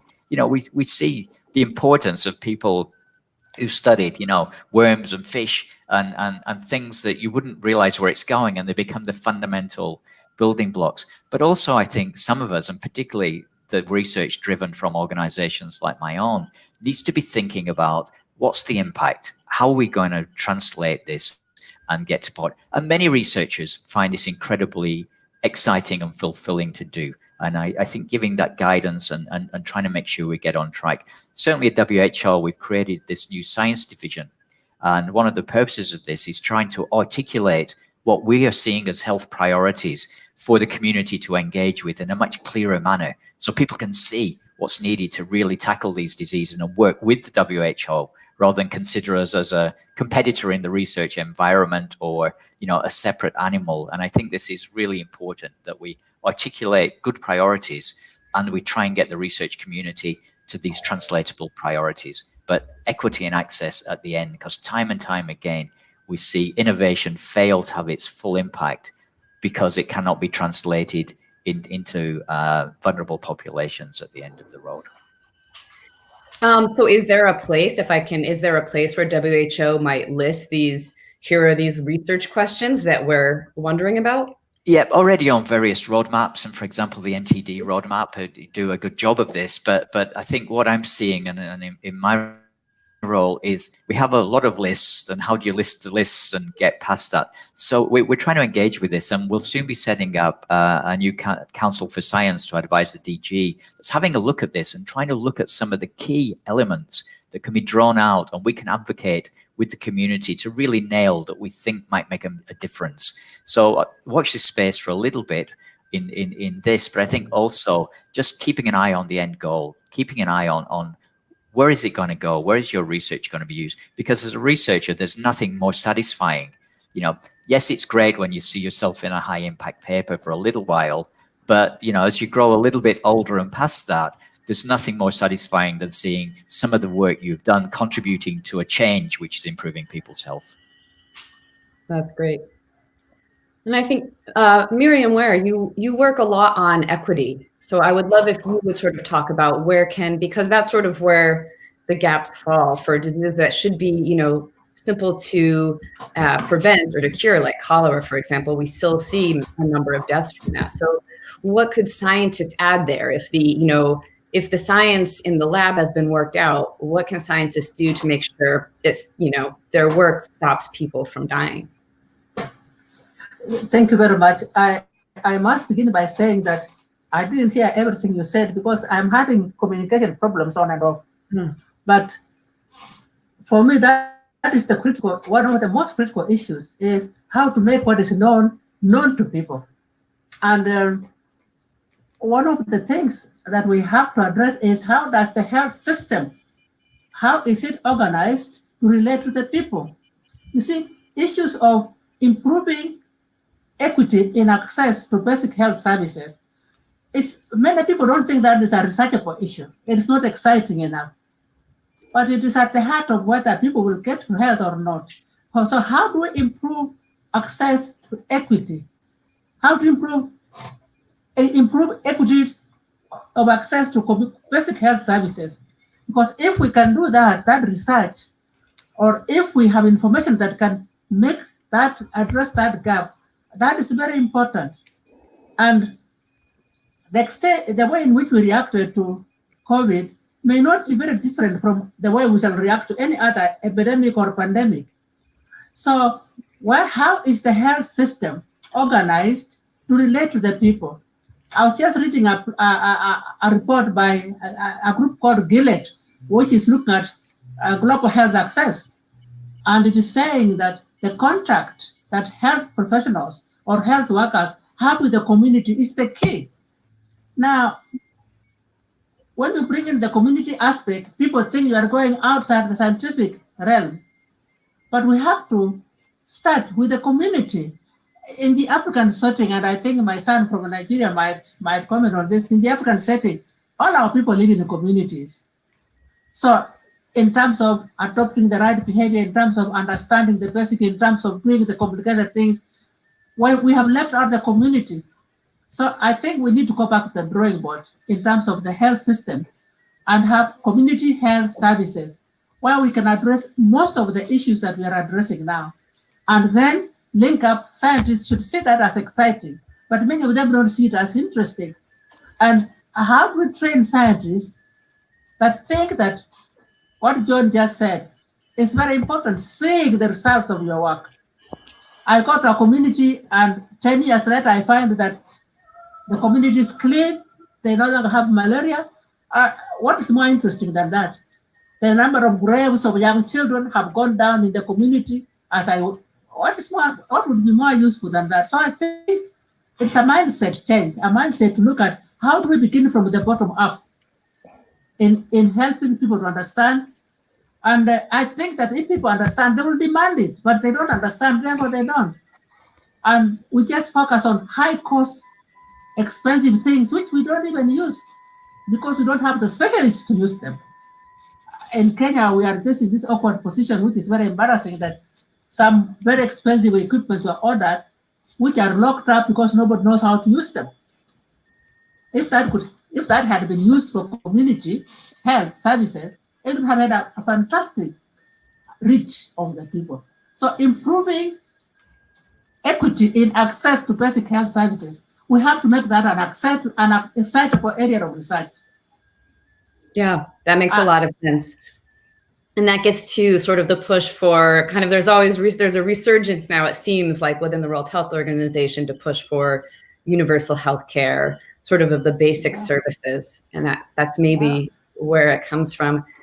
One thing I'm wondering, and maybe either Chikwe or David, you could answer this, is what do you do as scientists if you realize that some of the ways to improve people's health are kind of outside of the biomedical area, such as, higher wages or, clean water, things that are really not something that you study in biology. I'm not sure who wants to go there, but do you want to jump in, David? Maybe Chikwe would start. Okay. He's closer to the field than I am. Because it's I think a tough question, Amy. that under disease control, there's all sorts of diseases that are influenced by things outside of medicine. You're muted, Chikwe. Oh, mute button. Yeah. Can you hear? Yep. Yes, now. Can you hear me now? Yeah. So you're absolutely right, Amy. And you know, back to some of your questions and the point the colleague made about equity. I think what we have to learn is nobody will give us those things on a platter. If I think about my entry into public health actually was, or one of my entry points was attending the the AIDS conference in Durban in 2000. And if you think about HIV in the pre-2000 era, you know, you had a new disease had emerged, you know, for which there was early access to antiretrovirals, but only for a few number of infected people that lived in the West. It was much too expensive for anyone that lived on the continent where most people were infected. So in a way, the science had played this role. It discovered the virus, discovered treatment and all of that. It still did not mean that a treatment was available to 99% of those that had this disease. A movement emerged almost out of that conference that then led to advocacy, to activism, that eventually led to access to antiretrovirals now to almost everyone that's identified to be infected in the world. So in a way, it's so important that science on its own will not and will never solve the big public health problems of our time. So we have to kind of, some of us have to evolve from scientists to kind of not be afraid to take up an advocacy role and not be afraid of activism if we can define the problem sufficiently. And that's really, if we consider this to be global public goods, then in a way we have to do this. And whether we do it through community activism, policy activism, you know, or in different ways, or push WHO to do more, push our countries to own more responsibility for what WHO is doing, because ultimately WHO is a coalition of member states that gives it the mandate to do what it should be doing. So in a way, I really think that there are solutions out there already. Science is actually moves at a pace right now that is incredible. If you think about what we know about COVID in the last, you know, since its emergence, you know, nothing moves as quickly as that. No response has ever moved in the scientific frontier as quickly as that. But policy lags behind, and for policy to move quicker, we have to push it to move quicker. It won't happen on its own. And therefore, we need kind of finally to evolve our delivery mechanisms for science, new public health, new interventions from that emerge out of science. And there are some, you know, low-hanging fruits already. If you think about the efficiency in the delivery of vaccines at the moment, vaccines that are part of the childhood immunization schedule, and how well organized that is, even the poorest countries in the world. Then if you place that side by side to the delivery mechanisms for diagnostics, right? For everything we need on the diagnostic side, it's kind of a minefield. It's a completely market, it's an open market for people to buy what they need, whether you can afford it or not.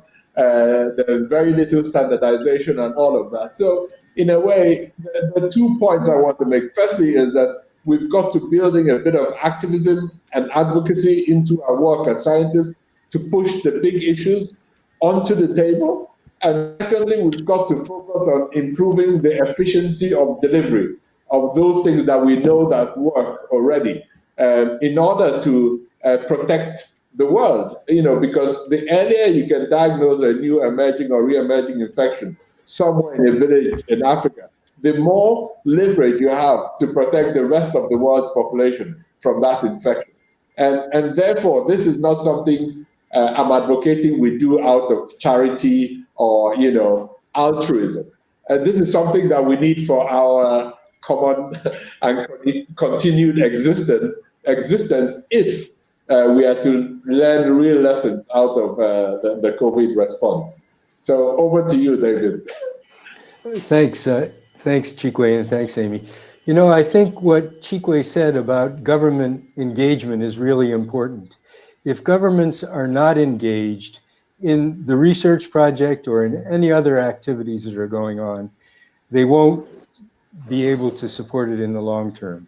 And I think we've learned many lessons in the way we're giving development aid and doing research right now, in that we're sometimes doing it without having that government commitment, which is really necessary.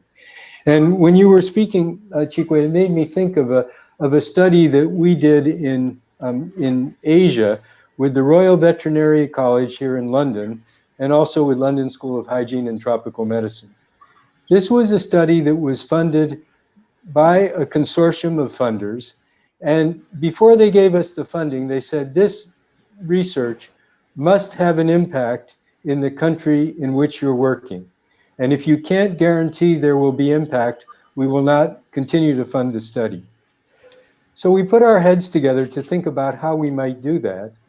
And what we actually did was, as researchers, we went to the country, but before going there, we sent an advanced team that understood what was going on in the area that we were studying. Now, the study was looking at the value chain of poultry production as a source of protein. It was looking from chicks all the way through to the market, looking at points where infections could possibly breach the barrier between poultry and humans and enter human populations and cause disease. So the study was to do that, but before the study began, an advanced team went in and pulled together all the different groups of people that were involved along that value chain, from the private sector, pharmacy sector, veterinarian sector, feed sector, hatching sector, the whole sector, as well as government sectors involved in animal and human health. And a policy map was drawn of the different policies of each group. And only after that was done was the research project begun. But the start of the research project was not just starting the project, it was presenting that project to all these people who own different policies that could have an impact from the study. So these people got together. The principal investigators actually explained the study to the policy people, and not only that, but showed them where that might have an impact on their policies in the future. The study went on. That same group was called together at the end of the study. Results were provided that showed what changes might occur in policy.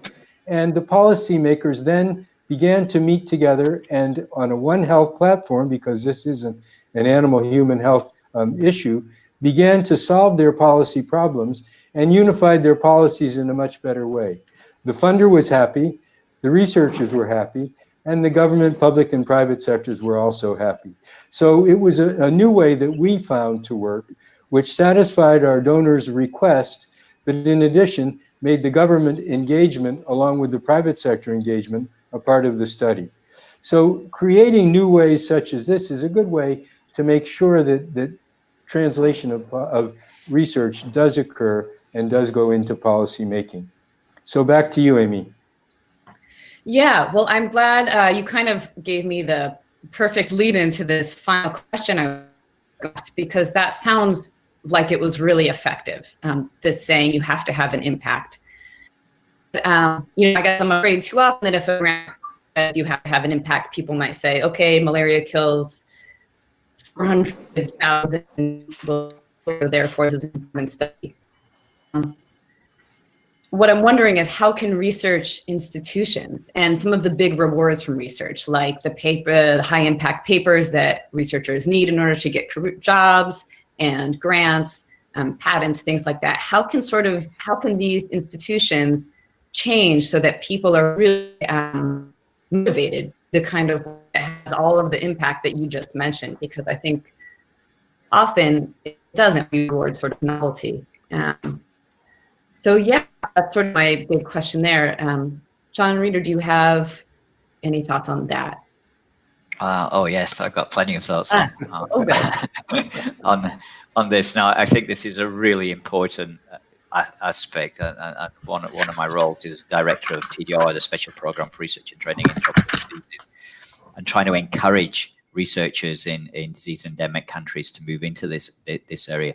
And I think there needs to be a fundamental rethink about how we recognize or look at a person's track record. I think the old idea of having an impact factor in a journal may still fit in some roles where you're doing curiosity-driven science, your academia, you publish in Nature, you get a very big score, and then that makes you get on for your next grant, and it drives that way. But what it doesn't do is encourage people to do public health research that has real impact. And it's innovation is not in being a brand new thing, but in the way they use this and approach this. And I think this is further compounded by the way that we're seeing a move towards open science and open publication as well. And many of the open sites now do not have impact factors. But if somebody's going to build a career and contribute to them, there needs to be a marker created that allows them to say, I'm very good at what I do. The quality of my research is very good, and I'm having a public health impact. And I think we need to think really hard as funders, most certainly. And I'm really encouraged to see, the big organizations like the Wellcome Trust really thinking hard about this and how they look at the impact of a person's work rather than the impact factor as a kind of bound on this. But we really need to get to grips with this on so many levels to recognize the achievement of work which has a public health change attached to it can be equally important, if not more important, than a completely novel piece of laboratory science that is coming out in this way. But it will require an attitude shift. We try and encourage bright people to go into implementation research, and I've had them say to me, but we'll be publishing in journals that won't allow us to get these fellowships and these grants. So it needs to go right along the line to people recognizing for employment and funding. This isn't to say we should be dumbing the science down, and this is I really want to make this clear. There's only two kinds of good science. There's good science and bad science. What there is in good science, though, are different elements of good science, and we need to recognize that we are looking across quite a diverse range, and to be the top of your field in one part, the outside indication of that might be differently. So I'm very keen. We're thinking about it hard. We're really glad to be part of a number of discussions on this, but this will truly bring people into effective public health science if they are recognized for this. I often say, if people look back at my CV, and, I have a few of these papers. I've been fortunate to be a discovery scientist. The impact factor seems actually inversely proportional to the actual impact of those papers. And many of the papers that have gone out in what would be regarded as fairly mainstream public health journals have been picked up and actually had a difference. So I can say from personal experience, the way that we're judging, yet I've probably been one of the people who's been fortunate to advance my career on the basis of the traditional end, where I think we really need to bring it to bear on the other end and really think hard about what is impact, what is good science, what is science that actually drives, and reward that and fund that, even more importantly. Sorry, but I did say I had a lot to say about that one. It's an important one. It's maybe it's probably the most important, because we can't ask people to sacrifice their careers.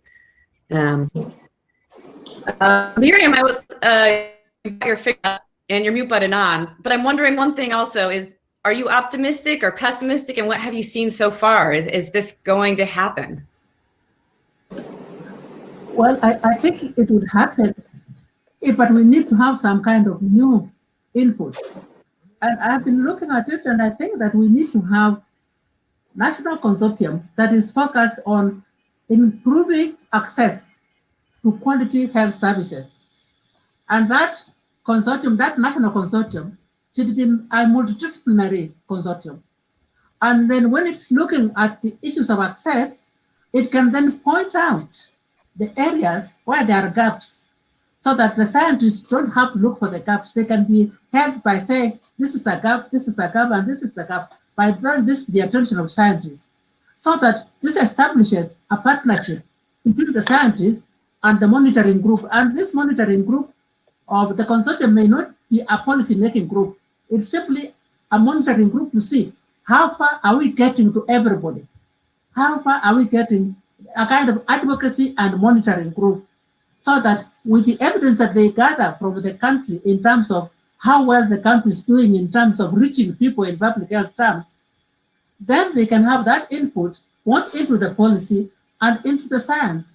So we need, in other words, access, improving access to quality health services needs to be an important enough issue.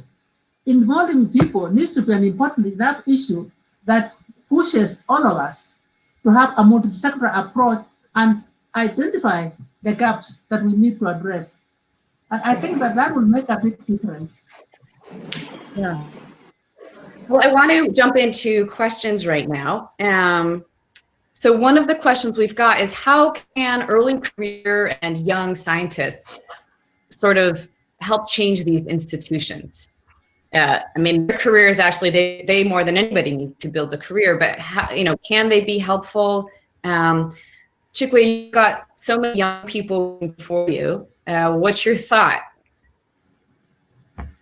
Yeah, thanks, Amy. This question has really been on my mind a lot over the last few months. How to inspire and continue to inspire young people to come into science, because it's been such a big challenge for us during the outbreak, both in terms of the science underpinning the different aspects of the response and our insufficient participation in the science relating to the bigger issues around vaccines and all of that in Nigeria. And in a way, how far, I think, over the past 20, 30 years, I think the gulf between the big scientific institutions in the West and that in many of our countries has grown even wider. And we must kind of try to narrow that gap, enable access, a better access to to science and scientists, and inspire young people to choose science as a career path that is fulfilling in itself. And if we're able to do that, then they will find a voice. Young people always find their voices in things that matter to them. It's just that we're not attracting the best, at least in our part of the world, into scientific endeavor. We do have a lot of young people in NCC, no doubt about that, but by no means do we have a critical mass of young people fighting to come into scientific professions in Nigeria and in the rest of West Africa, I think. So that's really a big challenge for us. And I think once we do get the brightest minds back into science, I think they will find their voices, like they find their voices on any other thing that matters to them. Yeah, thank you. I wonder if there's one other question for the audience, and I wonder if it doesn't, or if anybody else has a thought they want to add. Somebody in the audience asks, there's a gap between people in lower income countries who might never have heard about what Western science is and what kind of science professionals work on. How do you bridge that gap? And this is from the audience. I'm not sure, do any of you have a thought about that? Amy, could you repeat that question? It was not clear. Yeah, sorry. I'm hoping my internet's okay. It was broken. It wasn't, the wording was broken.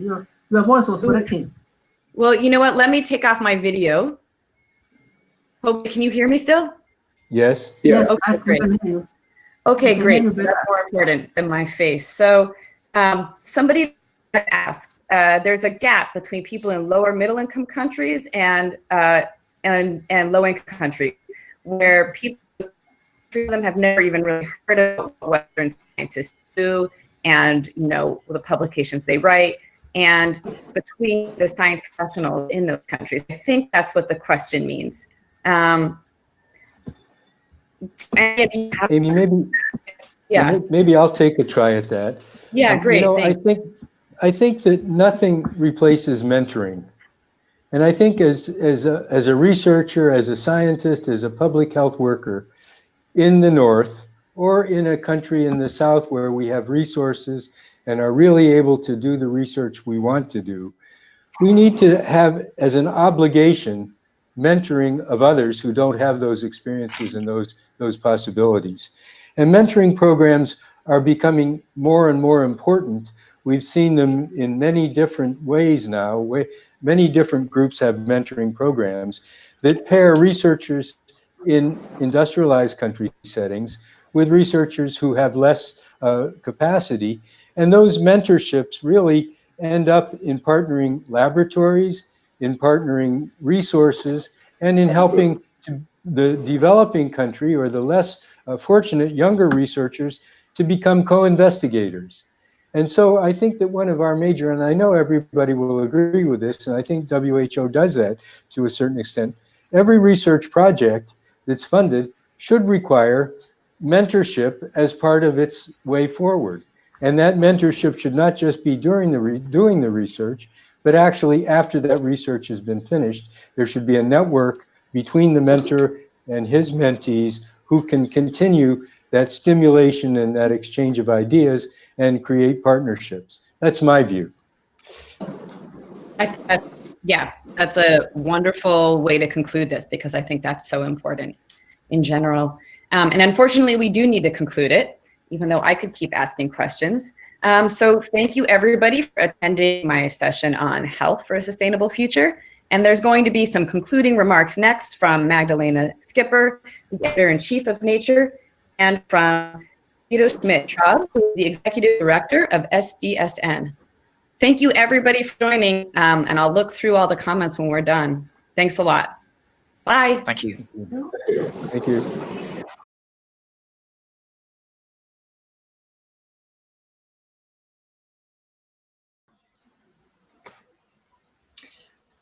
Hello, everyone. Welcome to this final brief session of this incredible event organized by Springer Nature and UN Sustainable Development Solutions Network. Whether you joined just for one of the sessions or all three of them, I hope you found the panel discussions stimulating. I am Magdalena Skipper, editor-in-chief of Nature, an international journal of science which is published by Springer Nature. And here I am joined for this final session with Guido Schmidt-Traub, who is executive director of the UN Sustainable Development Solution Network. So Guido, you chaired the first panel on food systems and land use. And so perhaps this topic is foremost on your mind, but of course you also listened to the other panels. What are your immediate impressions about these discussions overall? Well, thank you, Magdalena. Immediate impression was I really enjoyed all the panel discussions. Great, and I think it just shows that this format actually does work. You know, we've had 900 some people logged into this throughout the session, so this is actually good because, and it's also fairly easy to do. So we should do this more often. Second, I felt that we set up discussions in a good way. The three panels each touched on broad transformations towards sustainable land use and food systems, sustainable cities, and health. And they all focused on very broad interdisciplinary sets of issues. And so for me, one of the key questions coming out of this question is how do we organize ourselves to deepen these kinds of conversations? Because I just saw a strong yearning for problem solving here that requires good science, but as all the panels showed, also engagement with people. Absolutely. What do you think?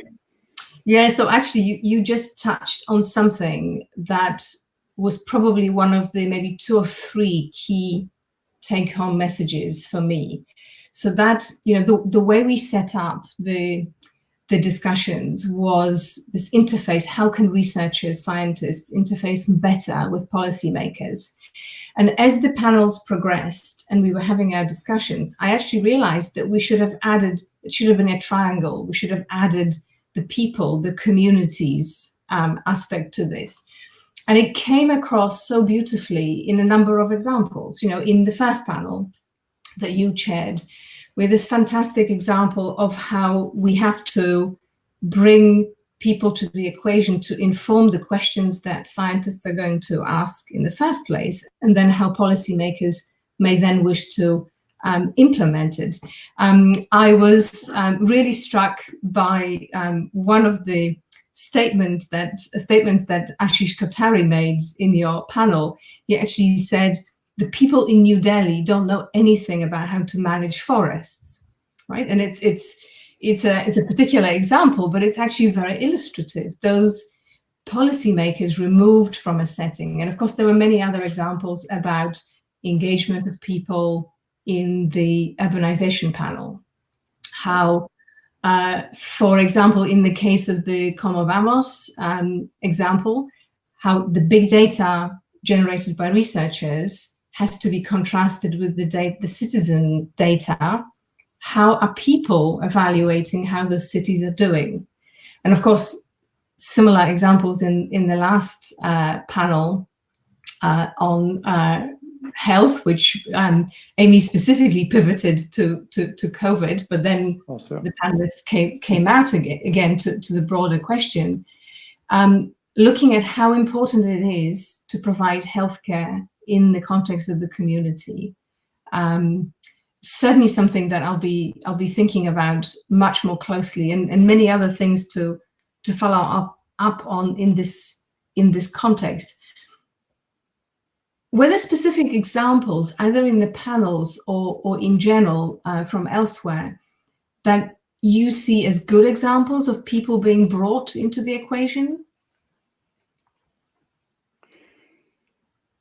Well, I think one theme that came out quite strongly from all the discussions was the importance of data, of making that data transparent and publicly available, and that's a big challenge. And using that data together with, for example, a modeling tool. I think one thing that came out, it's just a beautiful image, is 3D Singapore. I'd like to see that, and presumably the tools are fairly scalable and replicable. Also, sort of cost of doing this with modern remote sensing in other cities probably is much lower now than the first rollout.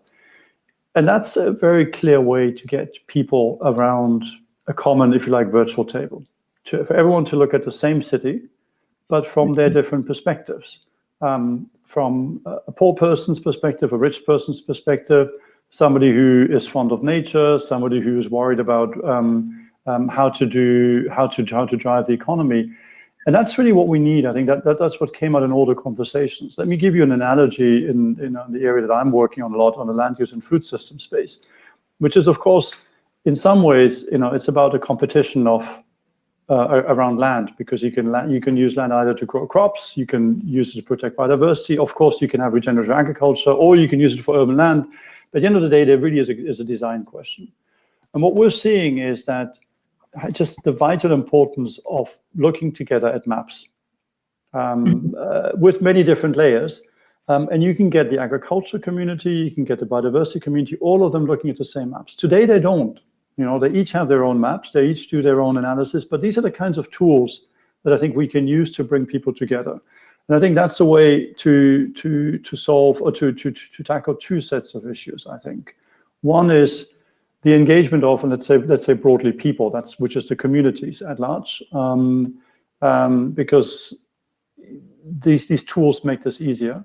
And the second one is then what I alluded to earlier on, is this problem solving.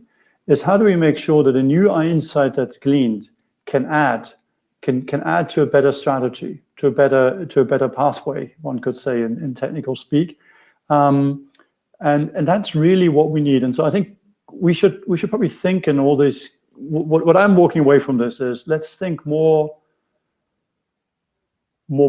let's think harder even about what are the tools to bring these different scientific communities and the users, if you like, of this data together around a shared table. Does that resonate? It does resonate, and I can think of another example that fits the bill, I think, that was brought up in your panel, and that's the food systems dashboard. Yeah. When Jess Fanzo was talking about it, I really got the impression, and I have played a little bit with it myself, but especially when she was talking about the developments coming up to this particular tool, it really struck me as a tool both for the researchers themselves, but actually also for the policymakers who can see over time the effects of their interventions. So you really engage in it, and since it's an open tool, presumably anybody can look at it. You don't have to be either a policymaker or a scientist. You can be an interested party. But that, to me, really illustrates this. And again, bringing so many different data strands, just as in the city example, the 3D city model. There's so many different facets from many different walks of life, which necessitates bringing experts from many disciplines. So in the urbanization session, I absolutely loved the example from South Africa, where a decision was overturned in a court case, ostensibly as a result of bringing historians into the equation, because they were actually able to provide, in this case, the most pertinent evidence, and then teaming up with advocates from civil society and lawyers. So again, this example, and I will be honest and say, from the perspective of nature, which has a very broad focus in terms of disciplines in which we publish, I certainly don't meet and talk with historians very often. And yet, so in many ways, for me, that's a wonderful example where one has to look beyond the usual interactions, the usual disciplines, to find sometimes the crucial point, the crucial weapon, if you like. But Magdalena, is there perhaps also a tension that we should acknowledge and think about how we resolve it? On the one hand, clearly there is a strong call coming out of all the panels that we need to be more cross-disciplinary, not just cross-disciplinary in a formal science sense. Many people, many speakers refer to other forms of knowledge as well, and then the engagement of the community. That's clear. On the other hand, all the panels also showed up some really tough questions to which we don't have better answers. That might qualify as sort of more traditional science, something that I could, presumably quite easily be submitted as a paper to your journal, for example. Things of, what do people actually eat? That was one of the questions that Jess Franzo eat. How do we, even things like, the relationship between culture and biodiversity. So there's some really interesting questions. And so do we have a sort of a breadth do we have a challenge or a potential tension between breadth and integration and the depth? And how do we manage that? And maybe if I can ask you as a, as the editor of Nature, how can journals as sort of ultimately a key driver or key engine also of scientific innovation, how can we handle this? How can we go into the breadth that we need to go, but without losing the depth that we also need to do real problem solving? Because none of these challenges are easy. They all need some form of expert mastery of the topics. No, absolutely. Well, thanks very much for putting me on the spot in this way. What I would say, so the first thing that comes to mind, so you absolutely identify a very important point. How do we keep the depth and the breadth at the same time? Really, really difficult. And we talk about bringing experts in different disciplines together. Of course, one trend which is emerging in the sort of professionally youngest generations of scientists is that those individuals consider themselves not masters of one particular trade, but actually interdisciplinarians in the true sense of that word. So I think part of that solution will come from that. And we in journals have to keep an open mind. We have to facilitate a format in which disciplinarians and interdisciplinarians are able to communicate appropriately. This means that we may well have to evolve the formats in which we publish. We have to think about other formats. In journals traditionally have been extremely focused on written word, but perhaps we need to communicate discoveries in science using other formats. And of course, young generations being native in other forms of digital communication. There's an interesting and important opportunity. Right at the beginning, we talked about people. And of course, those who are not experts, researchers or even policymakers, may well engage much better when knowledge and information is communicated to them in a different way. It should still be as robust, of course, but in a different way. So I don't have a ready answer, but there are a number of things which we can follow up. I think these are fantastic points. Perhaps there's another thought, sometimes I'm not a public health expert, but I sometimes have public health envy in the following sense. And I mean, the third panel identified clearly some of the weaknesses, some of the gaps that we have in public health. But compared to other fields of sustainable development, the public health discipline has made really substantial progress, significant progress in integrating these different perspectives. So most practitioners today have a fairly keen sense of not just the clinical interventions, but also to how to design a health system around them, how much it might cost, the budgetary implications, monitoring and accountability frameworks, and also, the whole topic, I mean, of behavior change broadly. If you're looking at infectious diseases, HIV/AIDS, it's a social disease, and controlling and preventing it requires first and foremost social interventions.